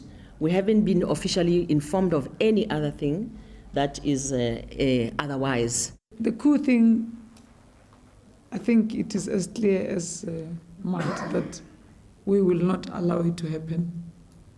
Not in our backyard. That's not a threat, it's just the way it is. And a call to the US to reconsider its position on the Paris Climate Agreement.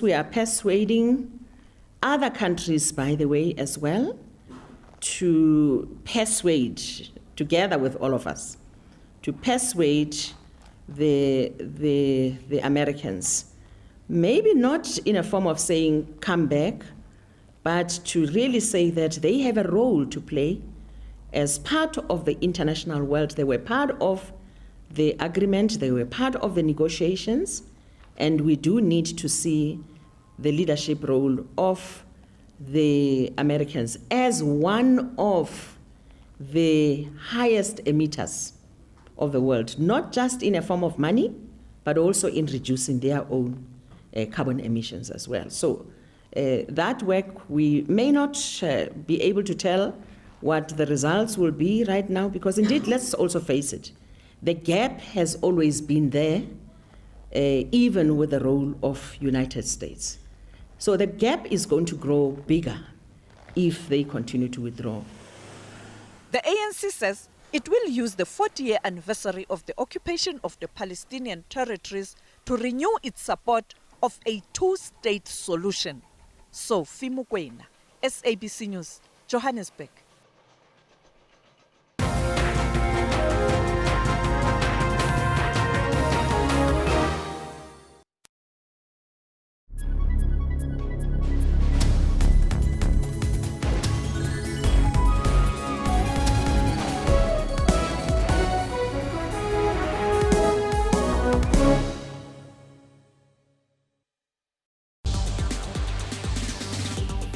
Africa is getting more and more digitized, and people have to navigate through an increasingly connected world. I did a call my bay over here.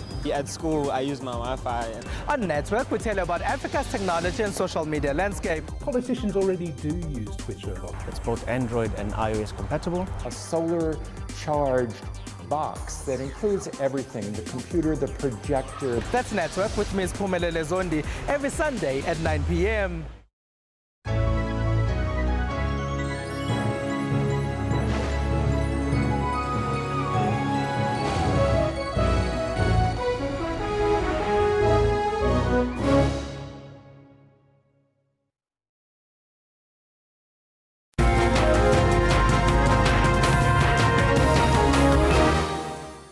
Welcome back with us. You're still with Newsroom here. Now, some say that you are born with talent. Others say anything can be learnt. But for many of the entrepreneurs on the list of Forbes' top 30 under 30, their gift came naturally and at a young age. Now, 8 of the top 30 happen to be South Africans. These are the billionaires of tomorrow. But how are these talents chosen and from what sectors? Well, we are joined in studio by two of South Africa's top female under 30 entrepreneurs. Jennifer Glodick, blonde and ambitious, she says. She's breaking that age-old stereotype as she comes in at number 22 on the Forbes list for her business Diva Slimming and the Aesthetic Centre, and has opened up 65 salons across South Africa in the last 5 years. Who says you can't have it all? Also, joining us from Forbes to tell us how they choose these top performers is Ansela Mangena. Very good morning, ladies. Nice to have you with us. Good morning. Geez, 65 salons by before 30. Yeah. Have you had a life? A little bit. 65, not mine, because what exactly we do, we help people to open their own businesses. So we train them. My own, I have only 2, and I opened 65. So we sell business opportunity for people who would like to start their own business. So we train them, we provide with equipment, and then they operate under their own name, and then we help them. So we teach them how to do marketing, how to structure deals, and then they operate under their own name, but they're still like our business partners. Incredible. Ansela, tell us about Forbes Top 30 Under 30. How did you compile this list? What's the kind of criteria that you look at? So we do this list every year. It takes 9 months to do the list. We look from Angola to Zimbabwe for the best entrepreneurs that Africa has to offer. And we try to look for people who have been in business for at least 2 years, because it's easy to open a bank account, it's easy to register a business. But what about really doing the hard work, marketing and getting clients and making sure that the business is profitable? So we're looking for profitable businesses that are contributing to other businesses in the country, like Jennifer's business. And also, most importantly, young people that are very daring and they don't care whatever problems they have. They don't care what life throws at them. They just go out there and ensure that they get the money and they get it right. Now, Jennifer, my dad was a very successful businessman himself, and he always used to tell me, business, my son, is about people and relationships. Is it really as simple as that?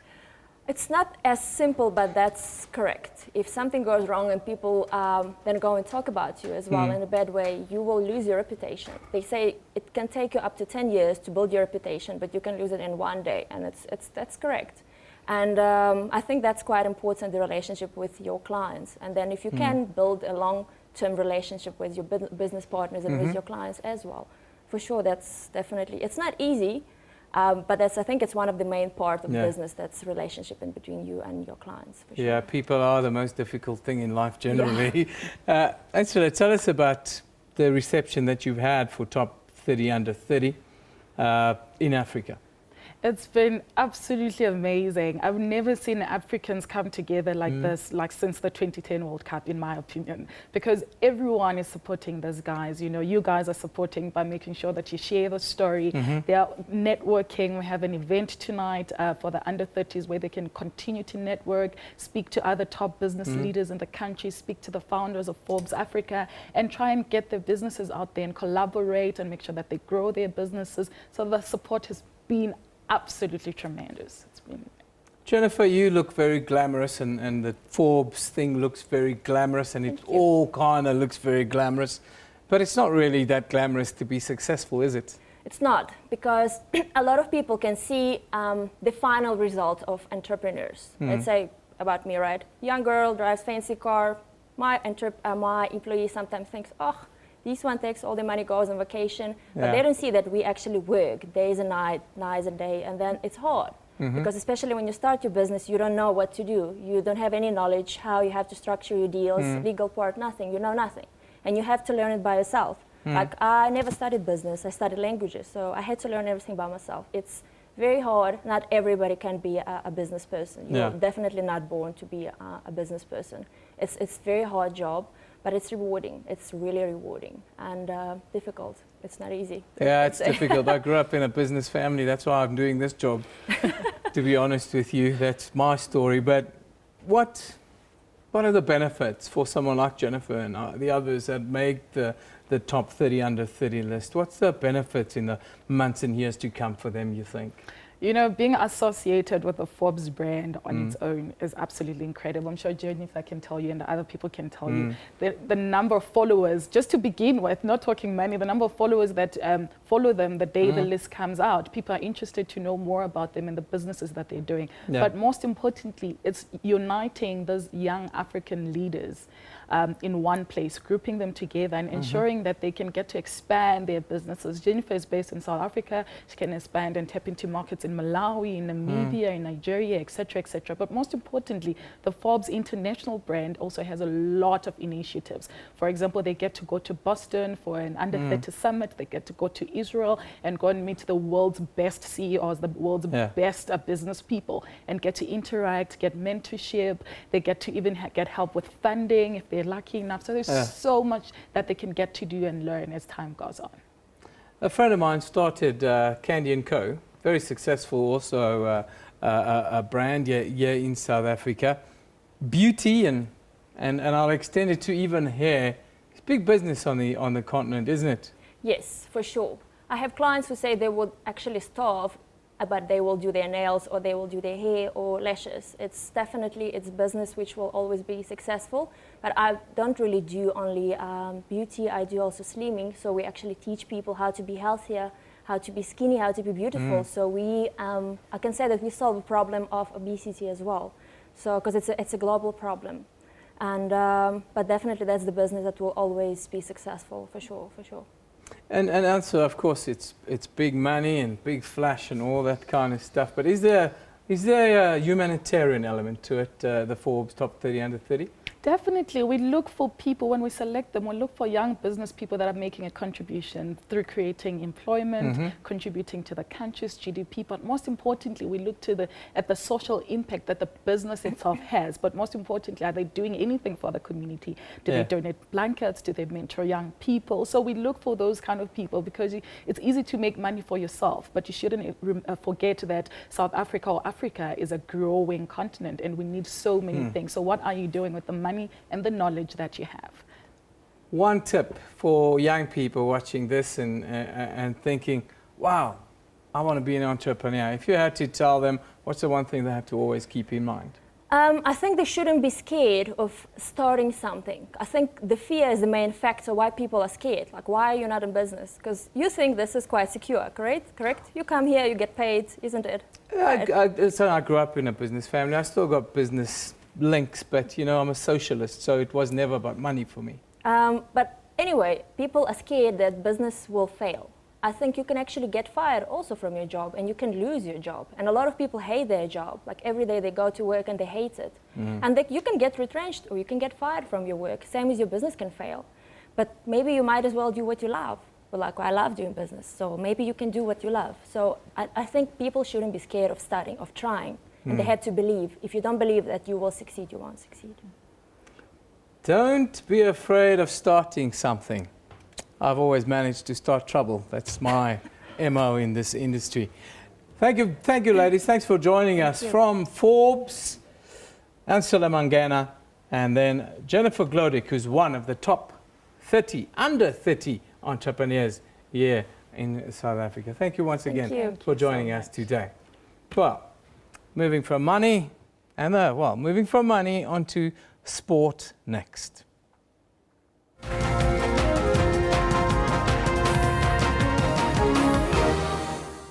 Of course, the Proteas are out of the ICC. Yes, they were eliminated from the ICC Champions Trophy hosted in England and Wales yesterday. This comes after they, were dominated with both bat and ball by India, losing by 8 wickets in a must-win Group B match played at the Oval in London, England. Indian captain Virat Kohli won the toss and elected to field first, a decision he would have been happy with, judging by the start India had with the ball. The opening pair of Quinton de Kock and Hashim Amla finding it hard to rotate the strike. South Africa on 28 after the first 7 overs. Despite losing his opening partner, de Kock went on to register his 14th half-century in international cricket before he was bowled out for 53. Things did not get any better for the men in green and gold, losing 2 quick wickets off captain A.B. de Villiers and David Miller, both of them through run-outs.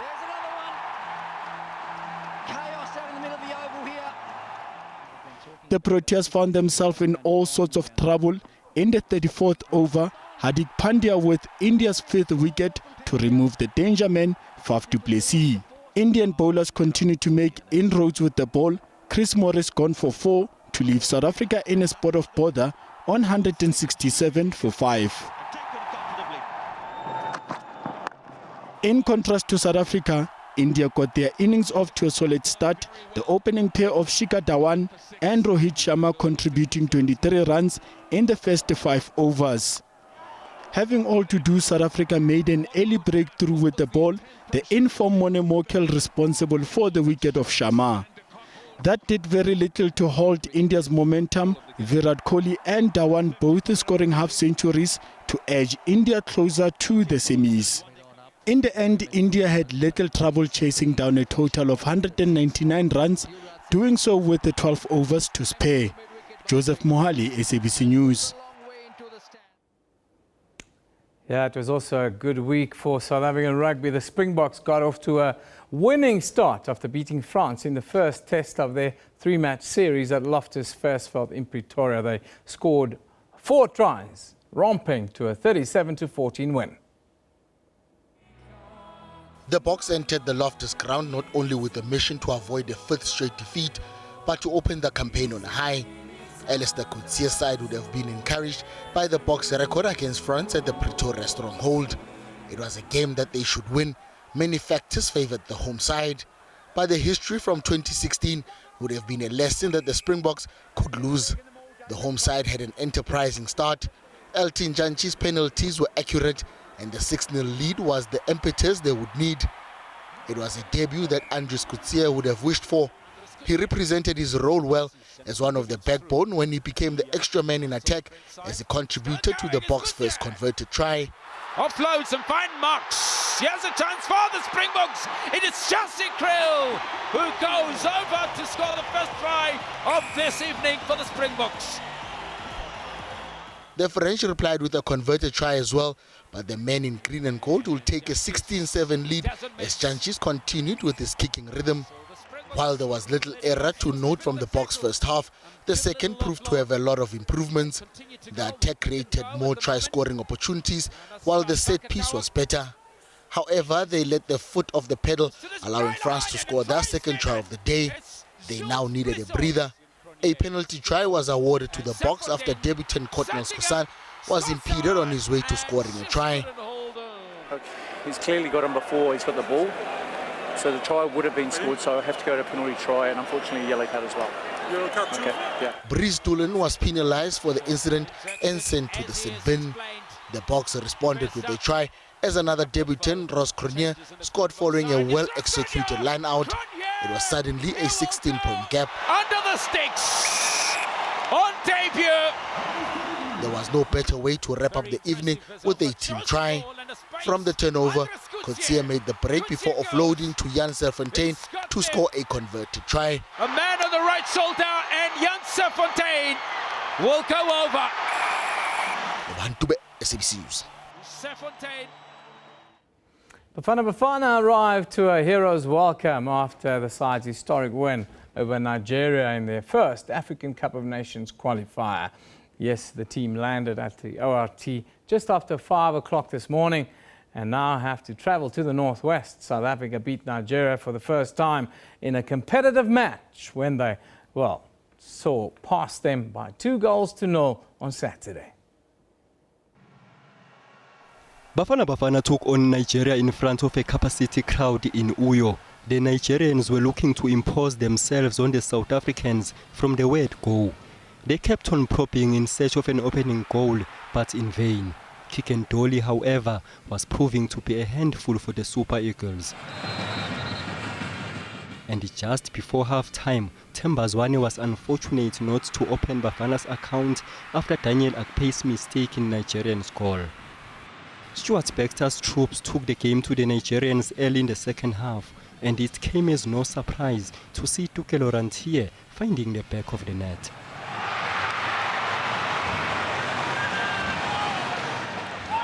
At the other end, Nigeria won a set piece in a promising position, but Bafana's defense stood its ground. Not done and dusted this time, just steered away by the South African defense. Bafana were keen to extend their lead as they pushed numbers forward, only for Zwane to be denied by the upright once again. Moments later, Dolly was unfortunate not to win a penalty for South Africa after being obstructed inside the box. It was an end-to-end situation as Bafana survived a scare, with Dean Femen making a goal line clearance. It's left for an open goal. Somebody eventually, Dean Furman. And Dolly's through pass found substitute Pesitau, who rounded the goalkeeper and made it 2-0 to Bafana. And it's heading toward the goal. Just tap it in. It's the call. And again, South Africa through the super sub. Finally, South Africa have beaten Nigeria in an official competitive match. Mtutu Ndlovu, SABC News. No doubt that was the result of the weekend for South African sports fans. Abroad, England have won the 2017 FIFA Under-20 World Cup. They beat Venezuela by a solitary goal in the final match of the tournament played in Suwon in South Korea. The two sides came into this match with an unbeaten run in the competition. However, it was the day for one of them to taste defeat. England were the first to ask questions at Venezuela's goal. Not the connection he wanted. Fariñez was the busiest of the two goalkeepers in the early stages of the match. He kept his side in the game with one brilliant save after another. Wants to shoot, does shoot! Brilliant save, Fariñez. Venezuela won a free kick just outside the center line, and Ronaldo Lucena stepped up and drove for goal. It's gone for goal! It's hit the post! It's an unbelievable effort by Ronaldo Lucena. England also won a free kick, and Dominic Calvert-Lewin found the opener. Calvert-Lewin gets up, and again Calvert-Lewin! Brilliant save, Musco does! Dominic Calvert-Lewin gives England the lead! In the second half, Venezuela took the game to England in search of an equalizer. The South Americans were keen to restore parity, only to be denied by Freddie Woodman between the sticks. For an equalizer, and Woodman has saved it! They were camping in England's half, but there was nothing to show for their efforts. But in the 73rd minute, Venezuela were given a lifeline. Onside! Well, the referee has pointed to the spot. Clark Salter protests innocence. So Peñaranda has the chance. Peñaranda got up and took the spot kick, but Woodman was equal to the task. Against Woodman. Saved! At the death, Venezuela pushed everyone up front, but it wasn't meant to England be. tried to clear and do clear, and the goalkeeper is miles out of his box. And the whistle blows, and England are champions of the world! England! The final score, England 1, Venezuela 0. Mtutu Ndlovu, SABC News. Amid jubilant scenes. In Formula One, Mercedes driver Lewis Hamilton, also of Britain, has won his 6th Canadian Grand Prix in Montreal late yesterday. His Finnish teammate Valtteri Bottas finished second, followed by Red Bull's Daniel Ricciardo. With the victory, Hamilton cut the lead of Ferrari's Sebastian Vettel at the top of the standings to just 12 points. Vettel had to settle for 4th place. The 50th anniversary of the Canadian Grand Prix here in Montreal. And in 2017, it's lights out and away we go. Hamilton led from start to finish after qualifying on pole at the Gilles Villeneuve circuit for the 6th time, equaling the late Ayrton Senna's record of 65 pole positions. But the safety car was deployed seconds into the race.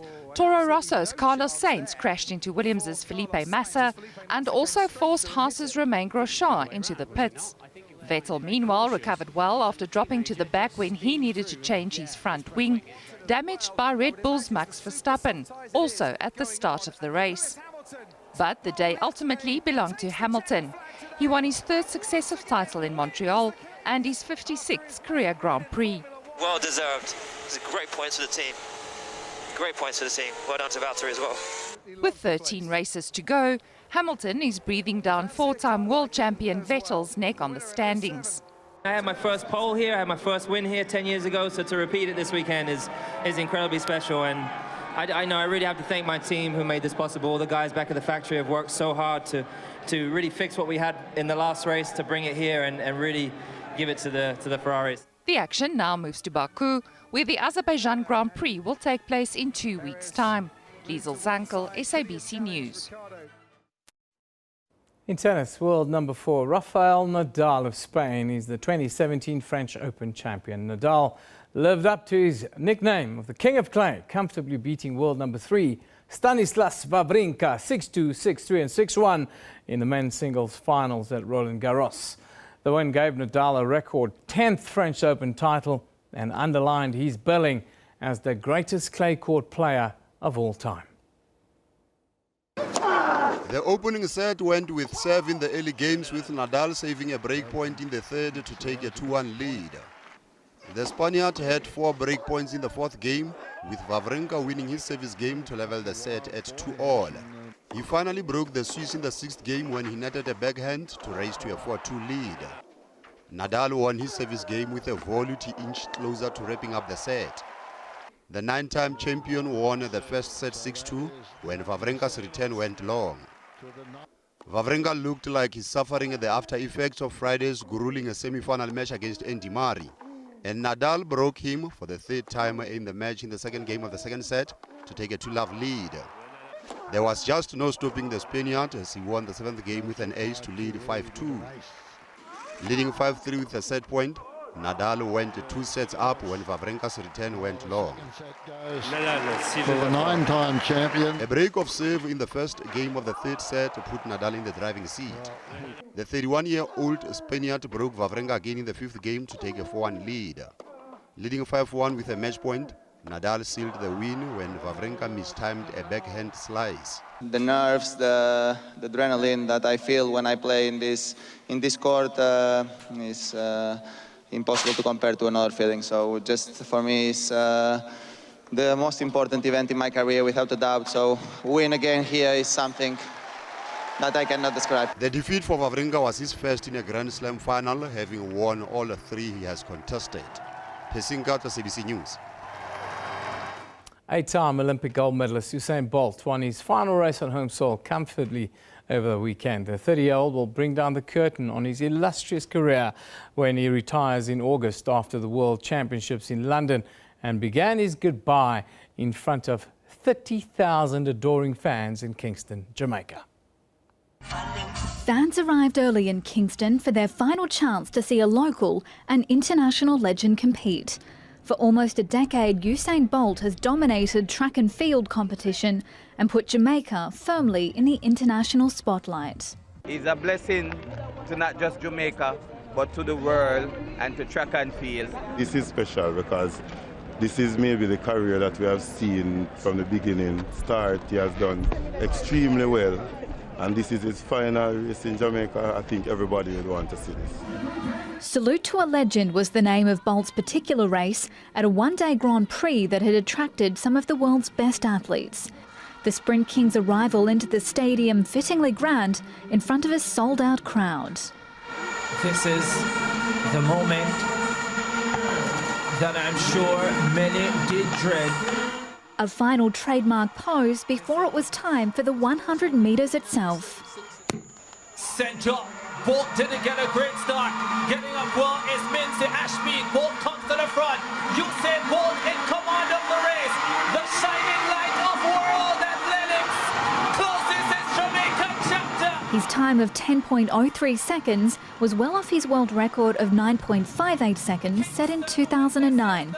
But that mattered little to these fans. The land of wood, water and speed. Bolt won 8 Olympic sprint gold medals, though one has since been disqualified after a relay teammate tested positive to a banned substance.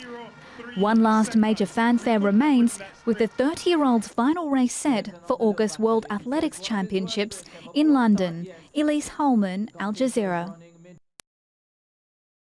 Finally, the Gauteng Jaguars are the champions of the 2017 Brutal Fruit Netball Premier League. They beat the Northwest Flames by 49 points to 43 at the Mangahung Indoor Sports Centre. The Jaguars' only loss in the competition this season was against the Flames, and they avenged that loss in the final. After finishing second for 3 successive seasons, it was 4th time lucky for the Jaguars. At half-time, there wasn't much between the two sides, and things weren't too different at the end of the third quarter, as the Jaguars only led by 2 points. In the fourth quarter, the Jaguars increased the pressure on the Flames' defence, leaving the team from the Northwest with very little goal-scoring chances, while the Jaguars were converting their opportunities. In the end, the long-suffering Gauteng Jaguars finally won the trophy that has eluded them for so long. Wonderful scenes there at the championships. Time for us now to go over to Tetsu Monari. He's standing by to give us a weather update.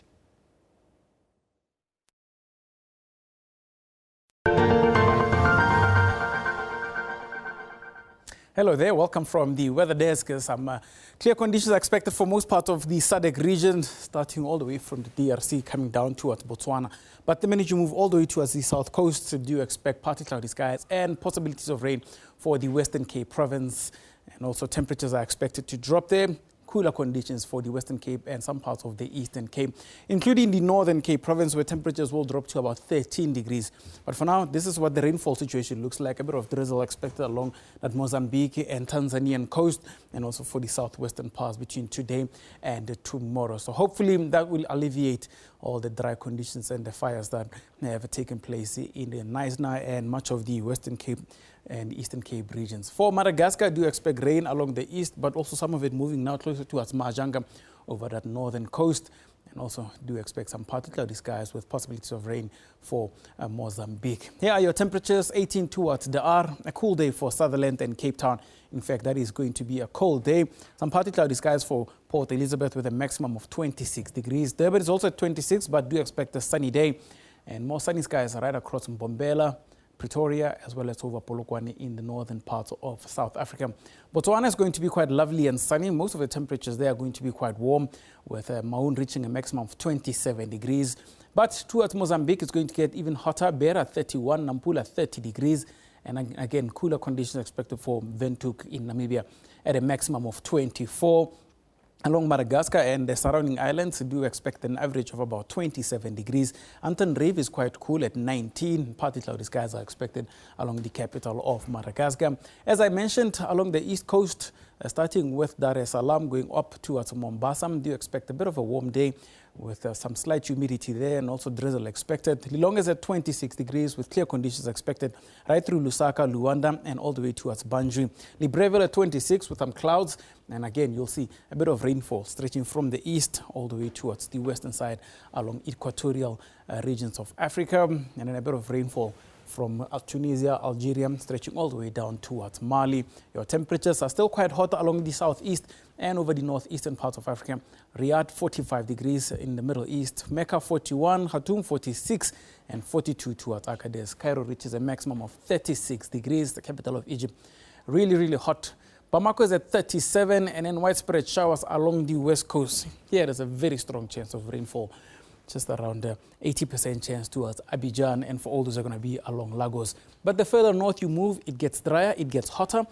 40 for Niamey, 37 towards Bamako, and Algiers reaches a maximum of 26 degrees. That's it for your weather, but do stay tuned, there should be more later.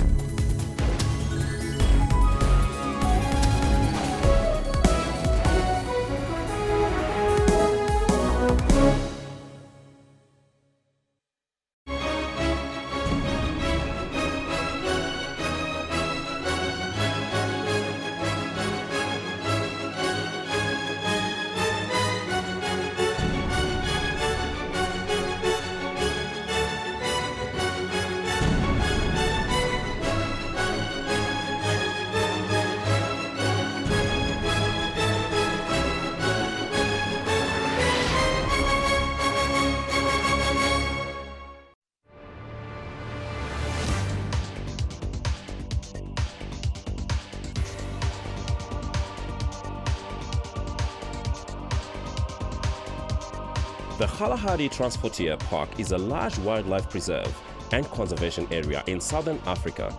Kalahari means place of thirst. The total area is 38,000 square kilometers. Approximately 3/4 of the park lie in Botswana and 1/4 in South Africa. South Africa embraced the concept of transportiers linking ecological reserves across national borders. On the 12th of May 2000, President Festus Mogae of Botswana and Thabo Mbeki of South Africa formally launched South Africa's first peace park. It has 200 species of birds, including vultures, mammalians such as black Kalahari lions, and large herds of herbivores, namely elands, springboks, blue wildebeest, and more.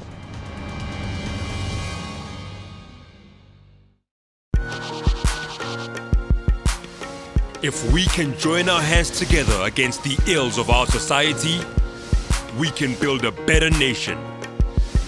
One youth, one South Africa.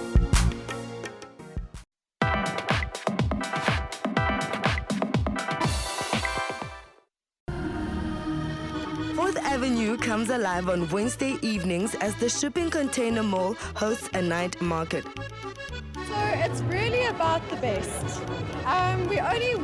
You've got a plethora of restaurants in Melville already. We don't need any more. They do authentic African food. The Sicilian Pilgrim guys, authentic Sicilian pizzas. We don't want to replicate or duplicate anything that's happening in Melville. We want to give something new to Melville that isn't already here. We're trying to work on the design. They change every week, but that's just the nature of design and clothes. And we've got people over there that they sell any kind of thing.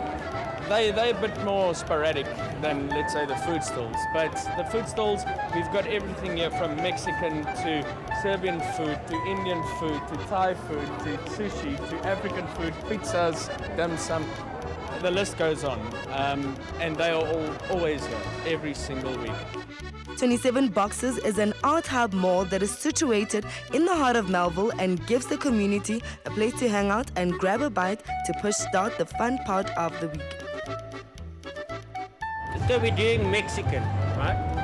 So what we do is we do tacos, we do nachos, we do enchiladas, we do chili poppers as well.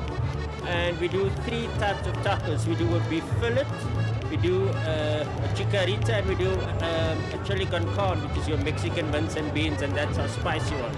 And that one, we call it the carnage because that's our hot one. And that's the one that people love, and it's my favorite as well. Curry in a Box season, we sell authentic Indian food. We are the best in Joburg. We sell the best curries, so please, you guys have to try some. And yeah, we just, it's a blend of spices, a dash of love. We do Thai food, like a spring roll, samosa. That side is going to be tempura prawn, chicken satay, mani bag. Over there we have red curry, sweet sour with rice or with noodle. We're serving fusion sushi. Fusion sushi. It's not like a normal sushi, and we basically use a different style of sauce, and we deep fry the whole sushi, so it gives sushi different flavors. So it's quite nice. You can find over many different flavors.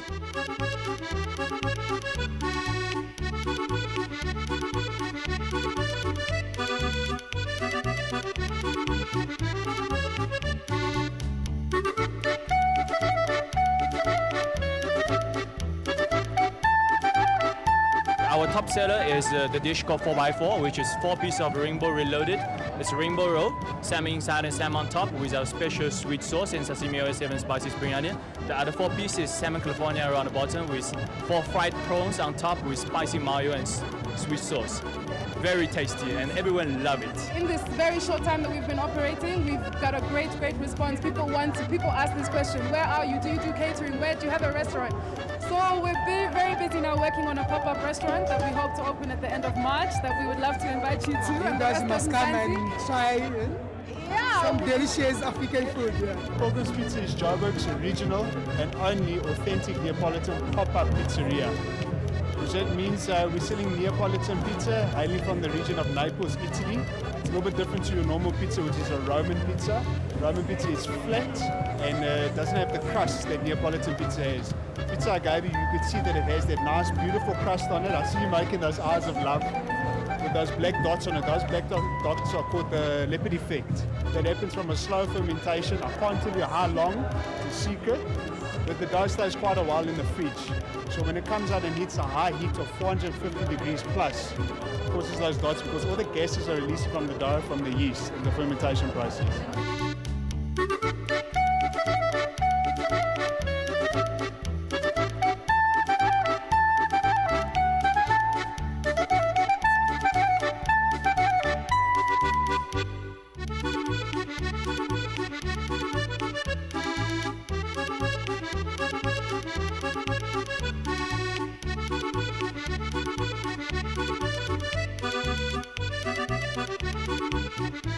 Well, I like to keep it classic. The margherita is my favorite. It's original pizza that hails from Naples. But I like the hay pesto also. That is my twist that I'm trying to put on pizzas here. I like to use ingredients that speak for themselves, and I don't like to cut to them with fluff and static. I just like them to be what they are for who, what, and what they are. Is it the first time being here? First time. And so far, how are you feeling? Really good. Fantastic. Awesome. What are you having? This is a bubble tea. It's, green tea with pomegranate bubbles. It tastes delicious. Some organic thing. Some organic, but it's good. And now, what are you Now we're guys having buying? curry. Lamb curry? Chicken biryani. Lamb curry. If you're interested in a chilled evening on a Wednesday, then the night market at 27 Boxes is the place to be. I think the vibe is very different like other markets, and the location as well. You see there's many restaurants on there, and there's a residential area, so there's a lot of people who are popping the markets, you know. So there's a big potential. So far it's okay. The place is nice market.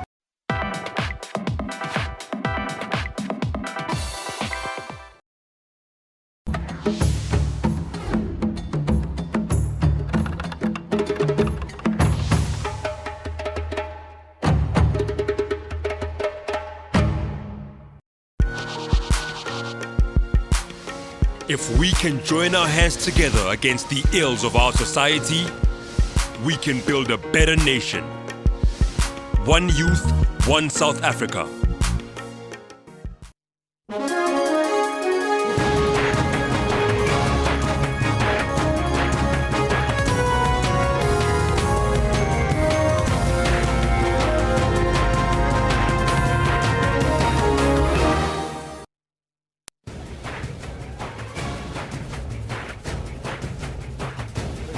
This is the final hour at 11 o'clock here in the newsroom. I'm Elvis Preslin, and our focus today is on the concept of personalized education that was thrust into the limelight during student protests at institutions of higher learning last year.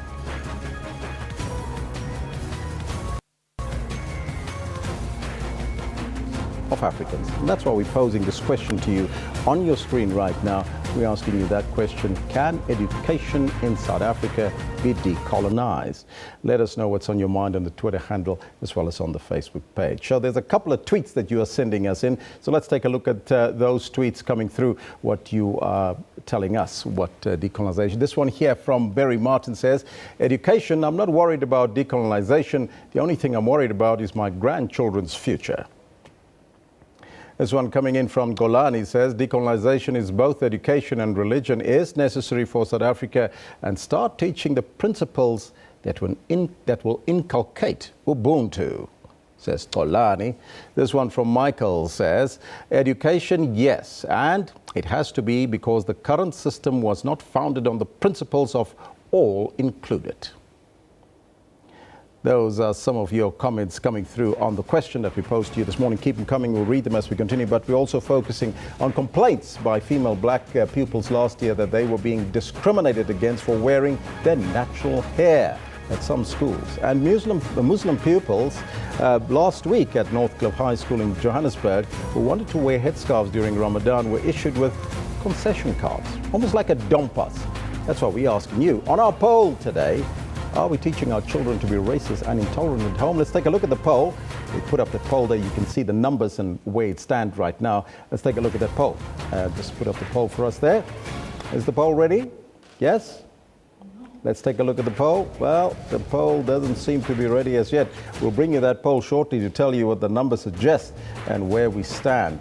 But we also have, there we go. Finally, we go with the poll. And are we teaching our children to be racist and intolerant at home? 166 votes in. 49% of you are saying yes. We are teaching our children to be racist and intolerant at home. Now, that is disturbing, isn't it? Very close to the no, which is 51% of you are suggesting that. And you're also tweeting us on the poll and the around the question that we pose on the poll. Let's take a look at what you are saying to us.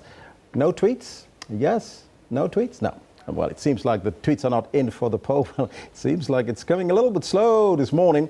Looks like the machines are freezing somewhere. There we go. Let's take a look at the first one. This one coming in from Melbourne Mulale says, good parents teach good manners and bad parents teach bad manners. Hashtag SABC News Racism, says Melbourne Mulale. This one coming in from Barbara says, parents should be charged with hate speech when a child is caught being racist. There's no excuse. 23 years, not 24 there, Barbara, into democracy.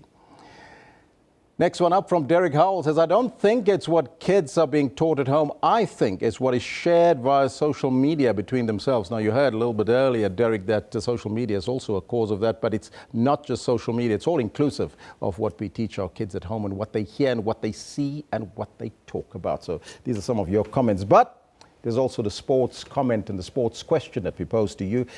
You heard and you've seen it. What happened this weekend or yesterday? The Proteas got a clap there, and we're asking you the question, should AB de Villiers step down as the Proteas captain? Well, let's take a look at what you have to say about that. Some of the tweets there coming through. Well, it's coming. Katlejo says, yes, and give Faf du Plessis that armband. He's good. And congratulations to Bafana. A good start for Baxter despite the critics. Yes, Katlejo. Tebza says, AB de Villiers should not only step down as captain, but his overall selection should be reviewed. He's totally out of form, says Tebza. This one from Mahafa Noel says, yes, Proteas need a new captain. AB de Villiers should step down. Well, a lot of take there on AB de Villiers that should just leave the post and give it over to Faf. Keep them coming, we'll read them as we continue. But here, let's take now a look at your top headlines this hour.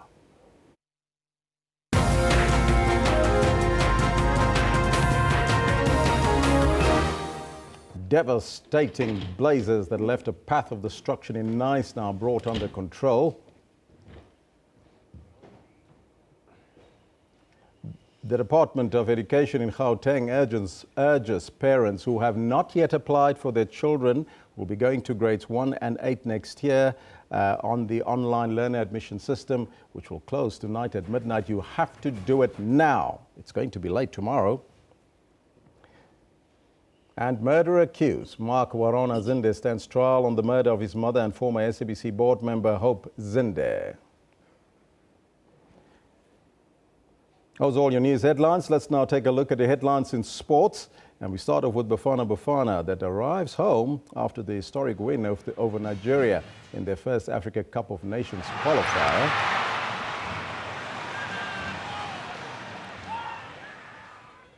And the Springboks hits the ground running. Well, we first go to Faf there. As you can see, the Proteas captain, AB de Villiers.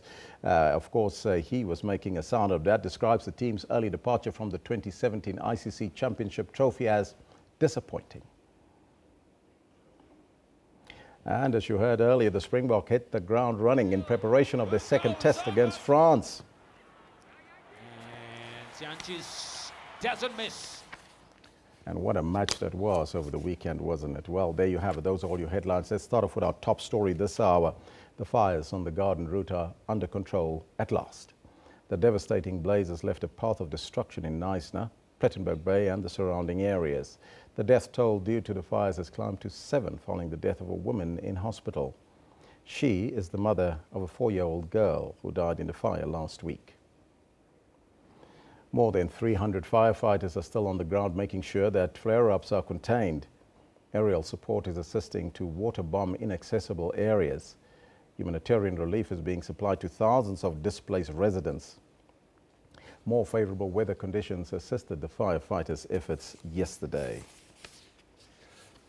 Now, remaining with the fires that devastated Knysna, Plettenberg Bay and the surrounding areas, Working on Fire is one of the companies that was at the forefront in the fight against these fires. And we caught up with some of the members of Working on Fire to share their experiences on being at the forefront of one of the most devastating fires to date in the Cape Peninsula. Firefighters in the fire around Knysna, and they play a very critical role in extinguishing the flames on the ground. Obviously, we also use our aerial resources for the bombing, but ultimately we can't put out the fires without our ground crews. And they are the people who really actually finally extinguish a fire. So what we see here behind me is a crew who's just in fact extinguished a fire that was threatening to go over a crest and into an area which are populated by a number of our community members in Knysna. Yes, my name is Reino Walderman. I'm the base manager from Sedgefield. Been from Wednesday onwards at this fire here in Knysna. As a team, we work very closely, and yeah, I'm proud of my team actually. And we're still going strong. As of from actually Wednesday, I still got the same strength from the team. My first experience with Working on Fire, and I must say it takes getting hands-on to really have a sense of what type of challenges our people deal with. To see a leader, a team leader, was quite amazing because he really took the lead, and I didn't understand the ranks, but it was impressive to see that he was dealing with the challenge head-on. I think what touches me about this experience is understanding the need of firefighters and how we take little roles like fires for granted until such crisis. And that's when you realize that the value in understanding how to deal with fires, how to prevent spreads is very important. Now, for more on that devastating story, we're now joined in the studio by the Managing Director of Working on Fire, Trevor Abrams, who was on the ground. A very good morning to you, Trevor, and welcome back to Johannesburg. Good morning, Elvis. Now, you are on the ground there. Tell us what is currently happening there. Has it been brought under control now, the fires, that is? Fortunately, much of the area around Knysna has been brought under control. There are still flare-ups. As I left yesterday, there was still aerial bombing into areas around Sedgefield, some of the areas on the northern perimeter of the Knysna city itself. Was being bombed, but in effect it's largely been brought under control. There's of course a big mop-up operation because you still see hot spots all over the area, still burning slightly. So those have to be extinguished completely if we can actually put the fire to rest. I want to ask you about water bombing. I had a very interesting question yesterday on radio about water bombing or whether or not it is effective. Talk to us about that. How do you attack such a fire? Do you attack it from the middle, from the front, from the back, and how do you deal with it? Quite an interesting question because you have a head of a fire. Typically, we prioritize those that are threatening property and life. So typically, you try and the head of the fire where it's going, and that's normally driven by wind. And that's where your water bomb is the most effective. It cools the terrain ahead of the fire, and it obviously douses a bit of the flames. But ultimately, you cannot extinguish a fire without the ground troops. Yes, and so what is the effectiveness of the ground troops? Well, the ground troops come in there and really put it to bed completely. You know, while the aerial can dampen the area ahead of a fire, it can actually put the flames down. When you have flames of 6 meters, you cannot fight it from the ground. Yes, yes. You know, so you need a water bomb. You need a water bomb, yeah, exactly. And when you have a wind, as we had there, of over 100 kilometers per hour, the rate of spread is so fast that it's absolutely dangerous to be in front of a fire like that. What is the dangers associated with that in that particular fire as Working on Fire? You have about 400 and? We got 485 people around the Knysna fire at the moment, and we've got 350 in the Eastern Cape at the moment, with another 57 going in today with air. And what is the danger associated with that when you find yourself in that fire? Yeah, the biggest danger in veld fire is the wind.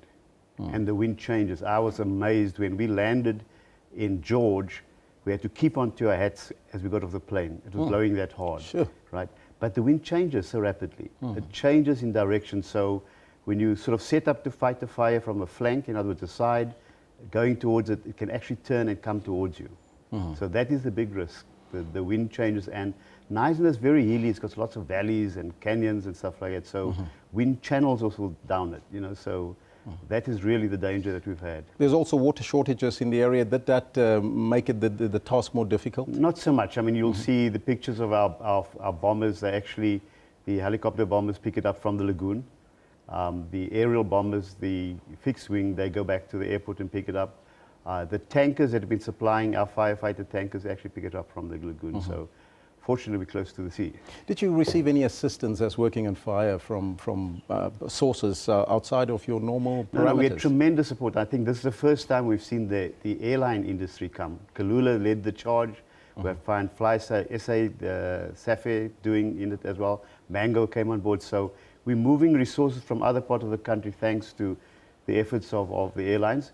And we've had donations, generous donations from even KFC around food.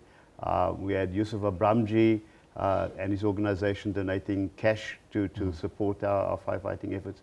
And I must say, we also had interagency. There's a number of other municipalities involved in this fire. So you've had quite a strong support structure from other agencies who came to this fire too. Fires are very dangerous. You lost some men in the interim, some firefighters in the extent of the fire that spread very widely. But there are fake news that people are saying that firefighters are starting the fires. Yeah, this is a rather tragic pattern of news that we have this type of thing coming up. We saw a Facebook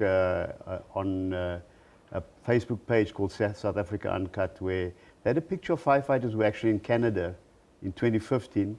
And names of people who were not even in our organization. The South African Police Services also issued a statement saying that's completely fake. I'm not sure what people would get out of spreading such rumors, and it's most unfortunate because these young people have put their lives on the line to save other people's property, other people's lives, and we have people coming up with this type of propaganda. Can you tell us at this point in time the extent of the damage? Well, the estimate at the moment, there hasn't been an accurate count of more than 400 homes that have been lost in the Knysna area alone. There have been 7 fatalities, unfortunately. 2 of them have been personnel who have been involved in firefighting, one in the Plettenberg Bay and one in the Knysna area. And of course, we had 2 young victims, mother and father in one case and a mother in the other case. So that's been the real tragic toll of this fire. Of course, the infrastructure damage is quite extensive. Yes. You know, water services, electricity. So it'll take a lot to get back to normal. It's going to be a long project. It's going to be $1 billion, you can call that rehabilitation program. Yes. I spoke to the MEC Vinder yesterday, and he was saying, some of his people were saying 10 years. He would like to push a 2-year reconstruction program, but it's quite extensive. Is the focus still in Knysna, or has your focus moved now? No, I think in Knysna we're actually starting to plan a downscaling because of the type of work we're doing now. But in the Eastern Cape, it's actually going up. Right now, we're deploying teams to the Eastern Cape. There's another 57 being flown in today. And we are worried there because Thursday, the projection of the winds on Thursday is very bad. So we need to kill that off quite quickly. Now, Trevor, from your perspective, is there enough preparation done? Because we know this is going to happen every year. Look, the fires that happened this time was precipitated by that huge storm. That was the largest storm in 30 years. So, you know, there's a certain amount of perfect storm about it. But there is preparation, you know, during the off-season in terms of fire breaks, removing alien invasives. I've heard a number of reports of people say how palm trees burst into flame and exploded in the wind. Now, as they explode, all those embers get spread.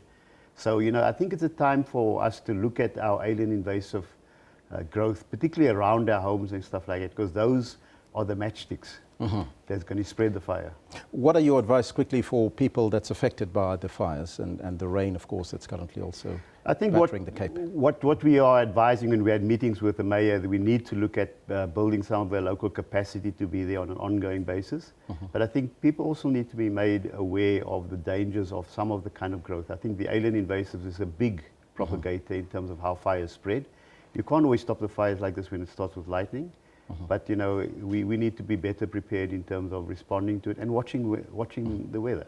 Mr. Abrams, thank you so much for joining us here in studio and giving us an update now. That was the Managing Director of Working on Fire, Trevor Abrams, giving us an update there. And as, of course, as you heard from him, focus now spread to the Eastern Cape, where there's heavy winds there, and they're looking out for that as well. So keep on watching. We'll bring you up to speed with what's happening around the country. Meanwhile, the acting Knysna Municipal Manager, Johnny Douglas, says plans are already underway to calculate the cost of the fires in Knysna. Douglas said this during an interview with SABC News earlier this morning. Started with the actual assessment on water. What we've established with our preliminary assessments is there's a lot of leaks. So we've sent out some teams to deal with all the leaks from properties. So that will continue during the day as well as the week. And then we will start with the in-depth assessment on our water network. Most of the pumps are out due to electricity. Most of the cables has been damaged. On electricity side is that we'll have appointed 3 contractors to deal with emergency repairs on our main lines. And then we will start with the actual assessments by utilizing the contractors, as well as asking for some assistance from our provincial MIG office. On the sewage side is that due to the lack of electricity, all our pumps are off, and we are running honeysuckers to empty some of the sewage tanks on our big lines. Now, when you talk about the water situation, we do know that this region has been going through difficulty with regards to water. Now, you've also urged residents to reduce consumption, especially after this devastating fire.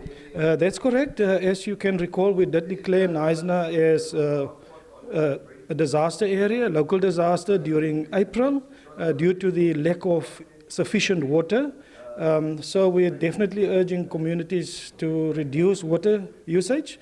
What we've also asked them is that they need to look at about using less than 400 liters per day per person. Our water levels are very low. The Akkerkloof Dam is at about 31% due to our pumping capacity, and the utilization is at about 12.5 megaliters per day. The Department of Education in Gauteng has urged parents who have not yet applied for their children who will be going to grades 1 and 8 next year to do so today. They say today is the day. The online learner admission system closes at midnight tonight. The department says it has received over 450,000 applications for both grades since applications opened on the 2nd of last month. Speaking to SABC News earlier this morning, the Gauteng Education spokesperson, Steve Mabona, has thanked the parents for going out in their thousands in registering their children online. We want to start by thanking all the parents who did a call, who participated in the process. I mean, we have about more than 450,000 applications. That's an indication that we are double the number. Last year, we had glitches, we had problems with the system. We have improved the system, so we didn't have any challenges. So we are assisted to plan, make sure that our budget is appropriate. When we need to have more classes, we'll be in a position to do that. Learner material, we'll be in a position to can know how many we take where. So we are very much convinced that the planning's ahead. And come July, we will start with the process of placing the learners to appropriate spaces. And we'll be sending an SMS to parents. They must assist us, decline or accept. When you decline, you give us an opportunity to prioritize the other parent and give that space accordingly. The murder case against Mark Warona Zinde resumes at the High Court in Pretoria this morning.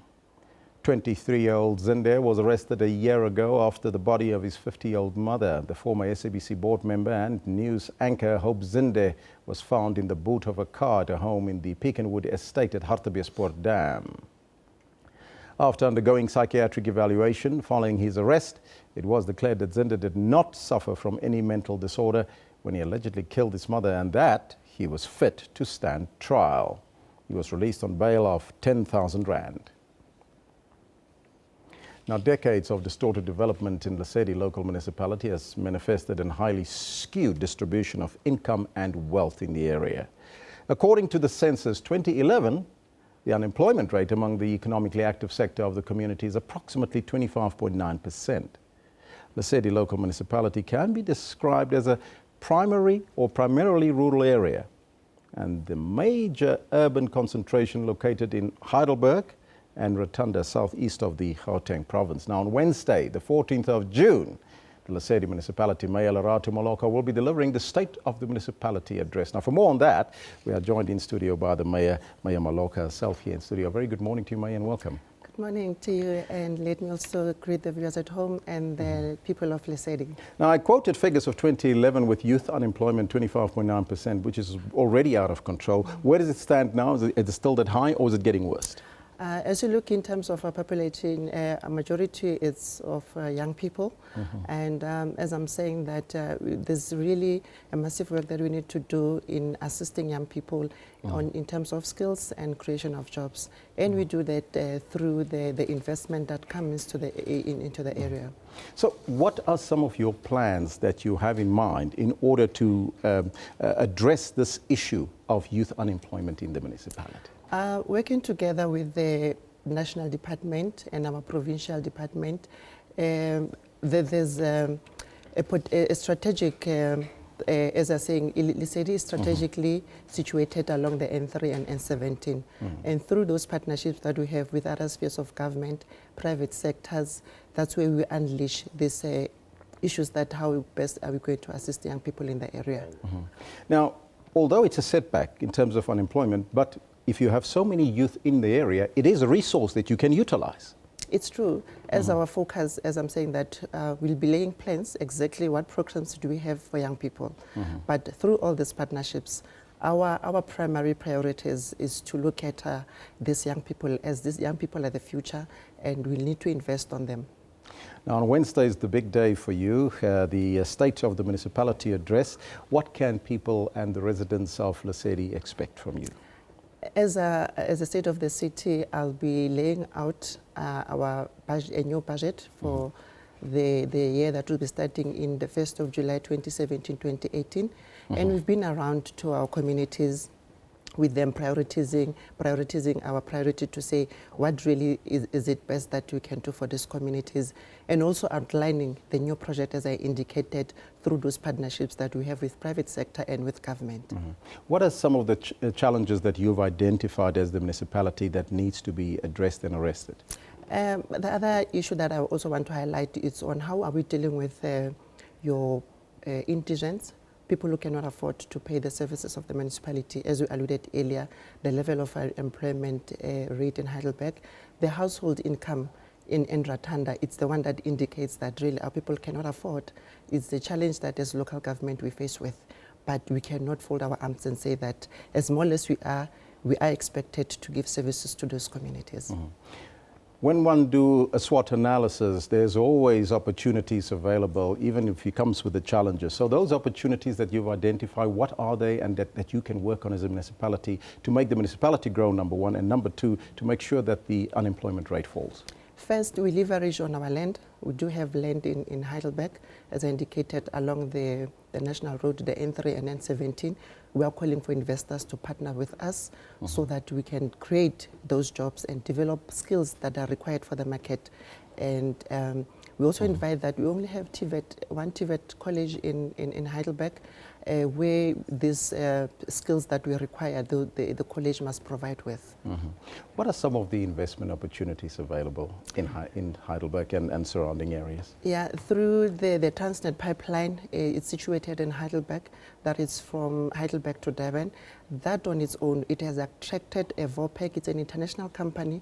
They'll also be hosting their storage in Heidelberg. In August, they'll be on site. So those are the potential that we're saying that we are leveraging on as the municipality to create jobs for the community. Whenever I drive through that Heidelberg area on the highway, you would always find there's always police officers on that particular route. Is that one of the leverages that you're using? Let's watch and see. In 10 years to come, Heidelberg will look differently.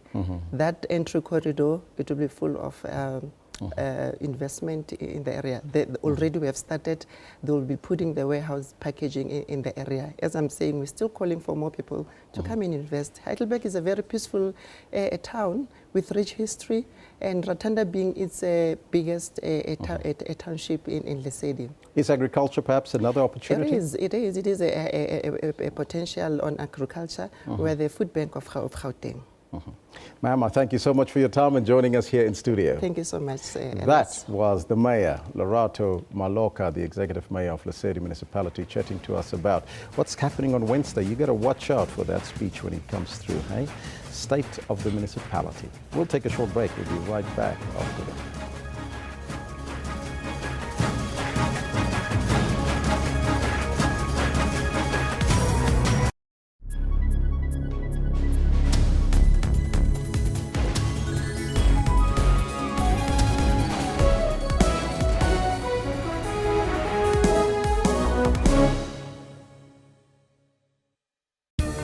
Water-wise, water is an essential need. The scarcity of it could lead to loss of many lives, including livestock, plants, and much more. It requires us to use it sparingly and responsibly in times of need, failing which our taps and sanitation will not function. For more on water and weather issues, stay tuned to News Today, every Friday at 4:45 Central African Time. SABC News, making you water-wise.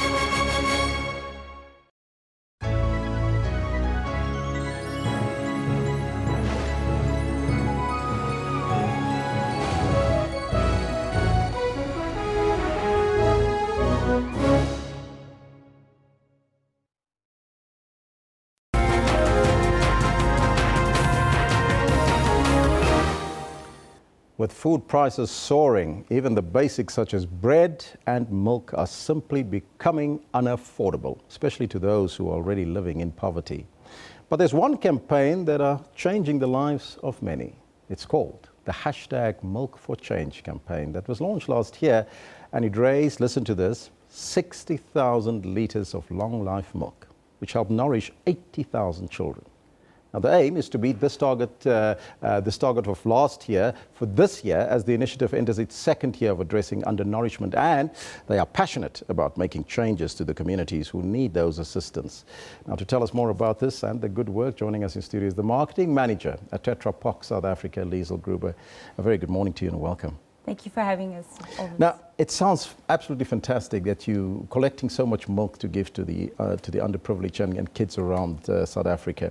But during the month of June, milk is taking up all the focus. Tell us about the campaign, then how it started and where we are now. Thank you. So at Tetra Pak, our vision is to make food safe and available everywhere.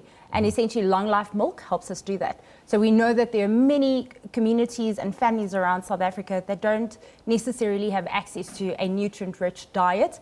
And so milk, which is a source of both protein and calcium and contains essential vitamins and minerals, helps to do this. Milk for Change was then born, and it's essentially a campaign that is sponsored by Tetra Pak in association with an NGO, Feed SA. Why only milk, and why is this product so important, especially for children? Absolutely. So, you know, it comes back to the age-old saying that breakfast is the most important meal of the day. Having said that, you've just mentioned, you know, when you're living in poverty, things like bread and milk become a luxury. We know that kids go to school, a lot of them go to school hungry every day, and you cannot learn on an empty stomach. So milk goes hand in hand with breakfast and gives, you know, a source of protein and calcium, essential vitamins and minerals to help give these children a full tummy so that they can learn and become pillars of society. We also understand that you have the brand ambassador, David Carr, was part and parcel of this, promoting healthy and safe nutrition for children. Tell us more about that. So David Carr has been fantastic. He's come on board as our brand ambassador for the month of May and June while the campaign runs. He has changed his name. You'll see the video on our Tetra Pak South Africa Facebook page. He goes into Home Affairs and he changes his name to David, not K-A-U, David C-O-W, Cow, for the duration of the campaign. Really, emphasizing again, it does take a small difference to make a big change. And he's even willing to go to the extent of changing his name for the campaign in aid of the kids. David Cow, I can imagine that, eh? That sounds absolutely fantastic. The kids will love him. Now, you also had another campaign. You hosted that exclusive Wear White event in May. Tell us more about that and how did it go? So that was essentially to kick off the campaign. We had David Cow host the evening and we invited corporates, which is another very essential part of our full circle campaign. Corporates came to the party and we kicked off this campaign with around 46,000 litres at that launch event. We also then have a school element, which we've been doing a roadshow with a life-size car where it's gone around some of the schools within the Gauteng area and kids have been able to get involved. In addition to that, of course, we have consumers and an SMS line that you can SMS Milk for Change to 40384 and do your part. We learnt off of last year that the barrier to entry has to be extremely low for people to want to get involved. And the SMS donation has made that a lot easier for everybody to get involved. So how do people get then involved? Do they just SMS the number and what do they donate? So you can SMS Milk for Change to 40384, or if you'd like to make bigger donations and you can afford to do so, you can visit www.milkforchange.co.za and there's a donate button to a trusted, secure site where you can make an instant EFT. What has been the reaction so far from your campaign? I think, as you mentioned, it's in the second year of its existence and our aim is really to drive awareness and engagement.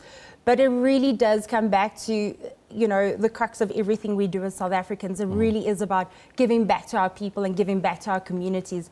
And this campaign has really taught us that it does take a small action to make a big difference. I would encourage everybody to check out Feed SA. You can check out their website, www.feedsa.co.za, and see the amazing work they're doing and where essentially 20 Rand, what a difference it can make in a child's life. What communities or children's homes are you looking at and looking after? So Feed SA, the NGO, has about 45 beneficiaries nationwide, where we would, all the donations would then go to buy long life milk and be fed to these beneficiaries. One of the biggest ones is the Alexandria Community Centre, where they have 6,000 kids and they feed them 2 meals a day. Yeah. Now, 60,000 was the target for last year. What do you expect this year? So, holding fingers crossed, we're hoping to double that amount. But at this point, if we can just surpass that, that would be a fantastic achievement. So people want more information, where can they go? So you can go to www.milkforchange.co.za. Alternatively, you can check out our Facebook page at Tetra Pak South Africa, and all the information is on there on how you can get involved, how you can SMS Milk for Change, or essentially go to the website and donate bigger amounts of money. Liesl, I thank you so much and good luck with the campaign. Thank you so much, Elvis. All the best of luck. Now, there you have it. That was the marketing manager at Tetra Pak. Is it Tetra Pak or Tetra Pak? Tetra Pak. Pak. I was wondering because I'd never heard about POC before. That's Tetra Pak South Africa, Liesl Gruber chatting to us now. You can go to that you can go to the SMS line, that SMS number again. 40384. And donate your share. 40384, that's the number. Donate your share and make a change. Milk can make a change. We'll take a break. We'll be right back after that.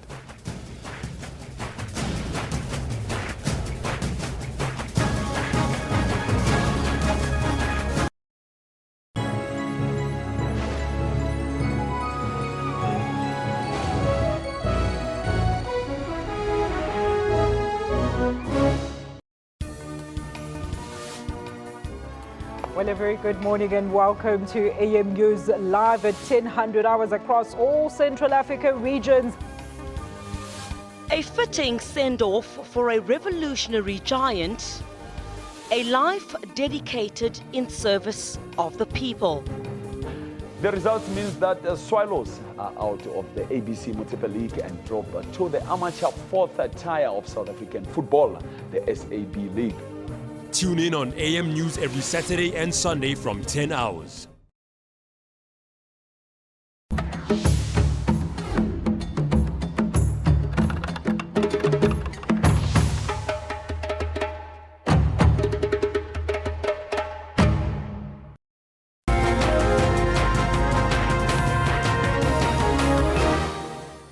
As you know, Kendall is not here today, so I'll be doing the sports as well. So welcome to the Sports Hour. The Proteas have been eliminated from the 2017 ICC Champions Trophy that was hosted in England and Wales.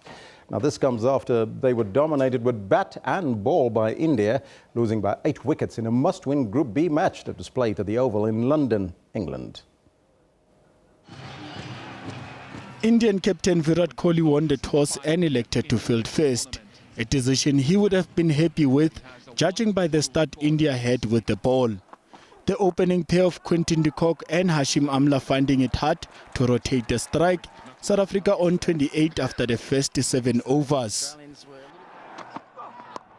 Despite losing his opening partner, de Kock went on to register his 14th half-century in international cricket before he was bowled out for 53. Things did not get any better for the men in green and gold, losing 2 quick wickets off captain A.B. de Villiers and David Miller, both of them through run-outs.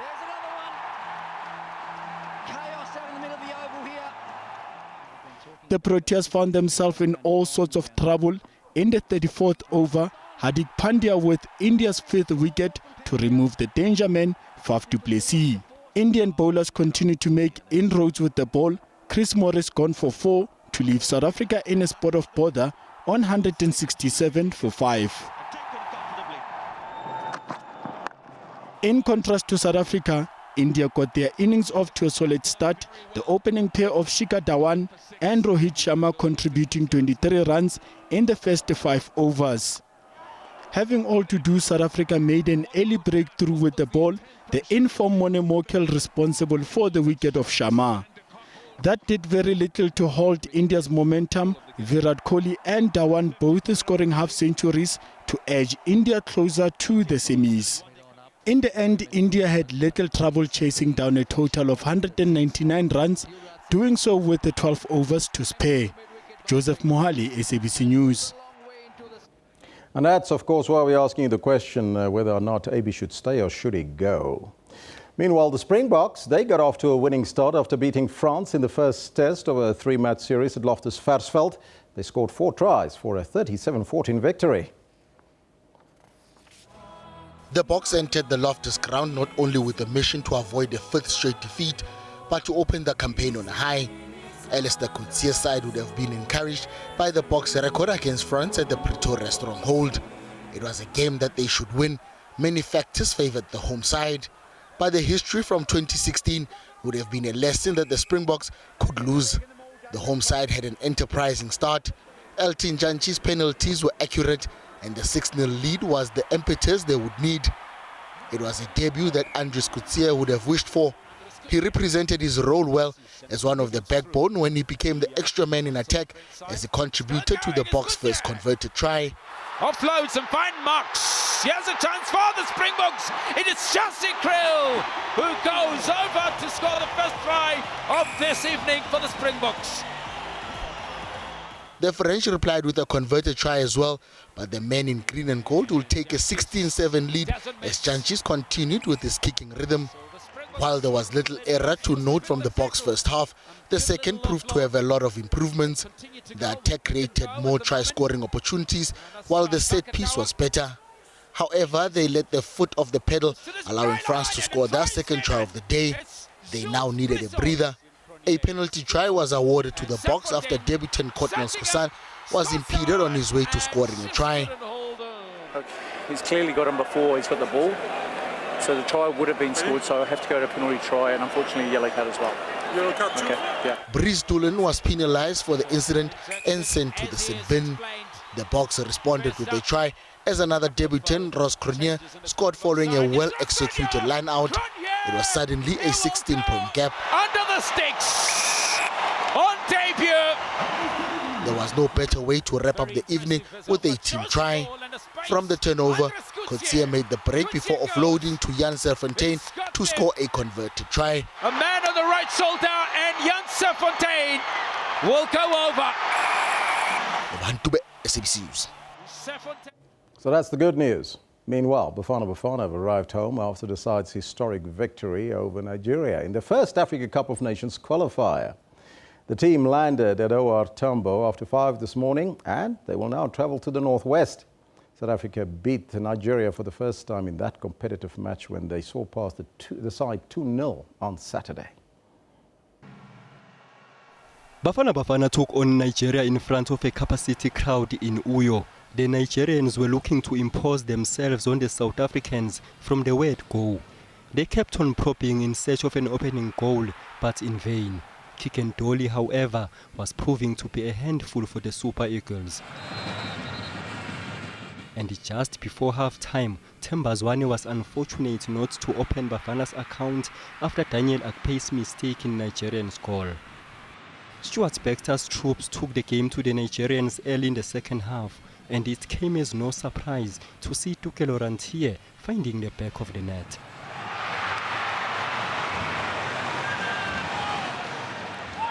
At the other end, Nigeria won a set piece in a promising position, but Bafana's defense stood its ground. Bafana were keen to extend their lead as they pushed numbers forward, only for Zwane to be denied by the upright once again. Moments later, Dolly was unfortunate not to win a penalty for South Africa after being obstructed inside the box. It was an end-to-end situation as Bafana survived a scare, with Dean Femen making a goal line clearance. It's left for an open goal. Somebody eventually, Dean Furman.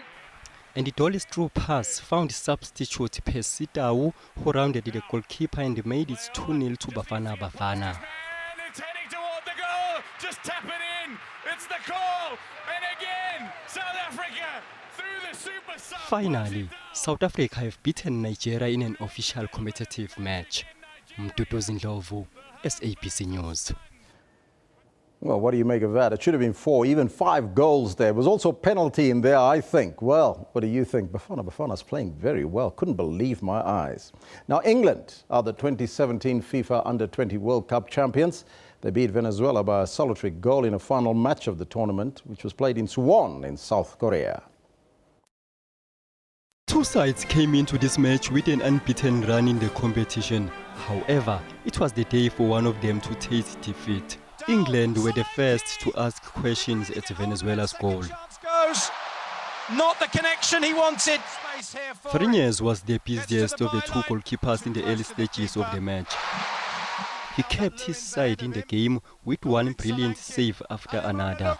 Wants to shoot, does shoot! Brilliant save, Fariñez. Venezuela won a free kick just outside the center line, and Ronaldo Lucena stepped up and drove for goal. It's gone for goal! It's hit the post!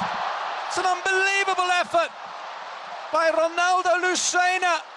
England also won a free kick, and Dominic Calvert-Lewin found the opener. Calvert-Lewin gets up, and again Calvert-Lewin! Brilliant save, Musco does! Dominic Calvert-Lewin gives England the lead! In the second half, Venezuela took the game to England in search of an equalizer. The South Americans were keen to restore parity, only to be denied by Freddie Woodman between the sticks. They were camping in England's half, but there was nothing to show for their efforts. But in the 73rd minute, Venezuela were given a lifeline. Onside! Well, the referee has pointed to the spot. Clark Salter protests his innocence. So Peñaranda has the Peñaranda got up and took the spot kick, but Woodman was equal to the task. Up against Woodman. Saved! At the death, Venezuela pushed everyone up front, but it wasn't meant to England be. tried to clear, and the goalkeeper is miles out of his box. And the whistle blows, and England are champions of the world! The final score, England 1, Venezuela 0. Mtutu Ndlovu, SABC News. Amid jubilant scenes. South African Dylan Fratelli claimed his maiden European Tour title after a final round 67 at the Lyonnais Open. Now, he produced a fine finish to his round on 12 under par. Fratelli's final day score was enough to see him clear of Mikko Conahan, David Horsey, as well as J.B. Kruger, who concluded on 11 under par. Fratelli carded 6 birdies and a single bogey to finish 1 shot clear of his nearest challenges. Austria has proved to be a happy hunting ground for the South African. He won his first Challenge Tour event 4 years ago at the Canton Golf Open. Fratelli began the day on 7 under. He was 2 shots behind overnight leader Felipe Aguela. The 27-year-old had built up a 2-shot lead as he reached the halfway mark. But his countryman Kruger turned things around with a stunning approach at 12 for an eagle. Kruger rolled in back-to-back birdies at 15 and 16 to take an outright lead. However, he bogeyed the last hole to finish on 11 under. As the players reached the final holes, there was potential for a 5-person playoff at one stage. Fratelli did find trouble at 17. He didn't play the best approach into the green, but he made the clutch putt to preserve his par and head to the 18th with a 1-shot lead. What made Fratelli's win more impressive was that it came just over a month after he narrowly missed out on winning the China Open. SABC News. Another successful South African. Mercedes driver Lewis Hamilton of Britain has won his 6th Canadian Grand Prix in Montreal on Sunday. His Finnish teammate Valtteri Bottas finished 2nd, followed by the Red Bull Daniel Ricciardo. Now, with the victory, Hamilton cut the leader Ferrari Sebastian Vettel at the top of the driver's standings to just 12 points. Vettel had to settle for 4th place. Anniversary of the Canadian Grand Prix here in Montreal, and in 2017 it's lights out and away we go. Hamilton led from start to finish after qualifying on pole at the Gilles Villeneuve circuit for the 6th time, equaling the late Ayrton Senna's record of 65 pole positions. But the safety car was deployed seconds into the race. Toro Rosso's Carlos Sainz crashed into Williams' Felipe Massa and also forced Haas's Romain Grosjean into the pits. Vettel, meanwhile, recovered well after dropping to the back when he needed to change his front wing, damaged by Red Bull's Max Verstappen, also at the start of the race. But the day ultimately belonged to Hamilton. He won his 3rd successive title in Montreal and his 56th career Grand Prix. Well deserved. It's great points for the team. Great points for the team. Well done to Valtteri as well. With 13 races to go, Hamilton is breathing down 4-time world champion Vettel's neck on the standings. I had my first pole here, I had my first win here 10 years ago, so to repeat it this weekend is incredibly special. And I know I really have to thank my team who made this possible. All the guys back at the factory have worked so hard to really fix what we had in the last race, to bring it here and really give it to the Ferraris. The action now moves to Baku, where the Azerbaijan Grand Prix will take place in 2 weeks' time. Liesel Zankel, SABC News. Well, there you have it. That's your sports news for now. That's how Newsroom comes to an end for today. From myself, Elvis President, and the team, we'll see you then tomorrow, same time, same place. Ciao for now. Arrivederci.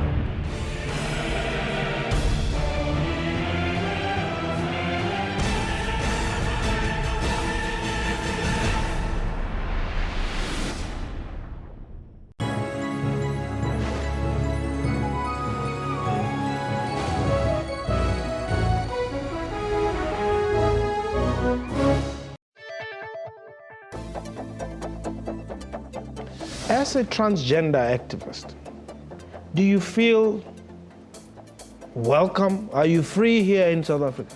In South Africa, we think that 1994 just took an eraser and erased a lot of the issues of apartheid.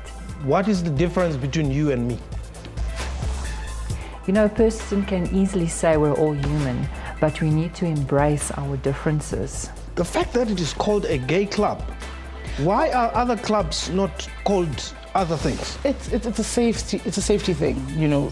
By virtue of actually speaking about this incident, brings about the question of why do you even need a club that needs to be called a gay club? I cannot walk into a club with my lover, my male lover. I cannot walk into Taboo, a South African club, and just hold my lover and we kiss, and then people think it's okay. They do that. Well, we do, but then there have been instances of actually people, bouncers walking in and actually telling you to stop or get out of the club. Do you think it was a mistake that you were born a boy?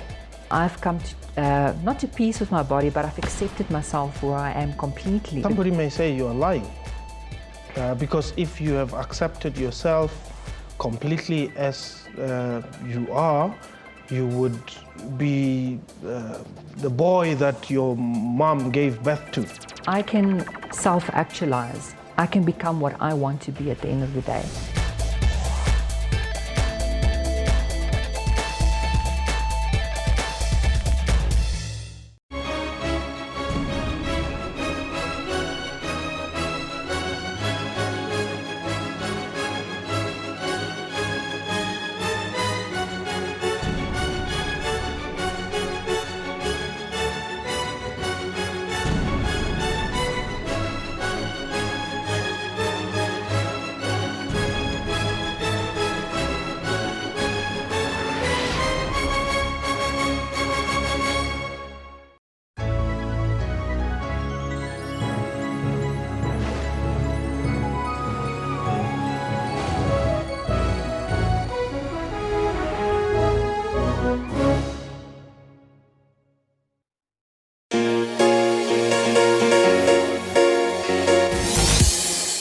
The threat of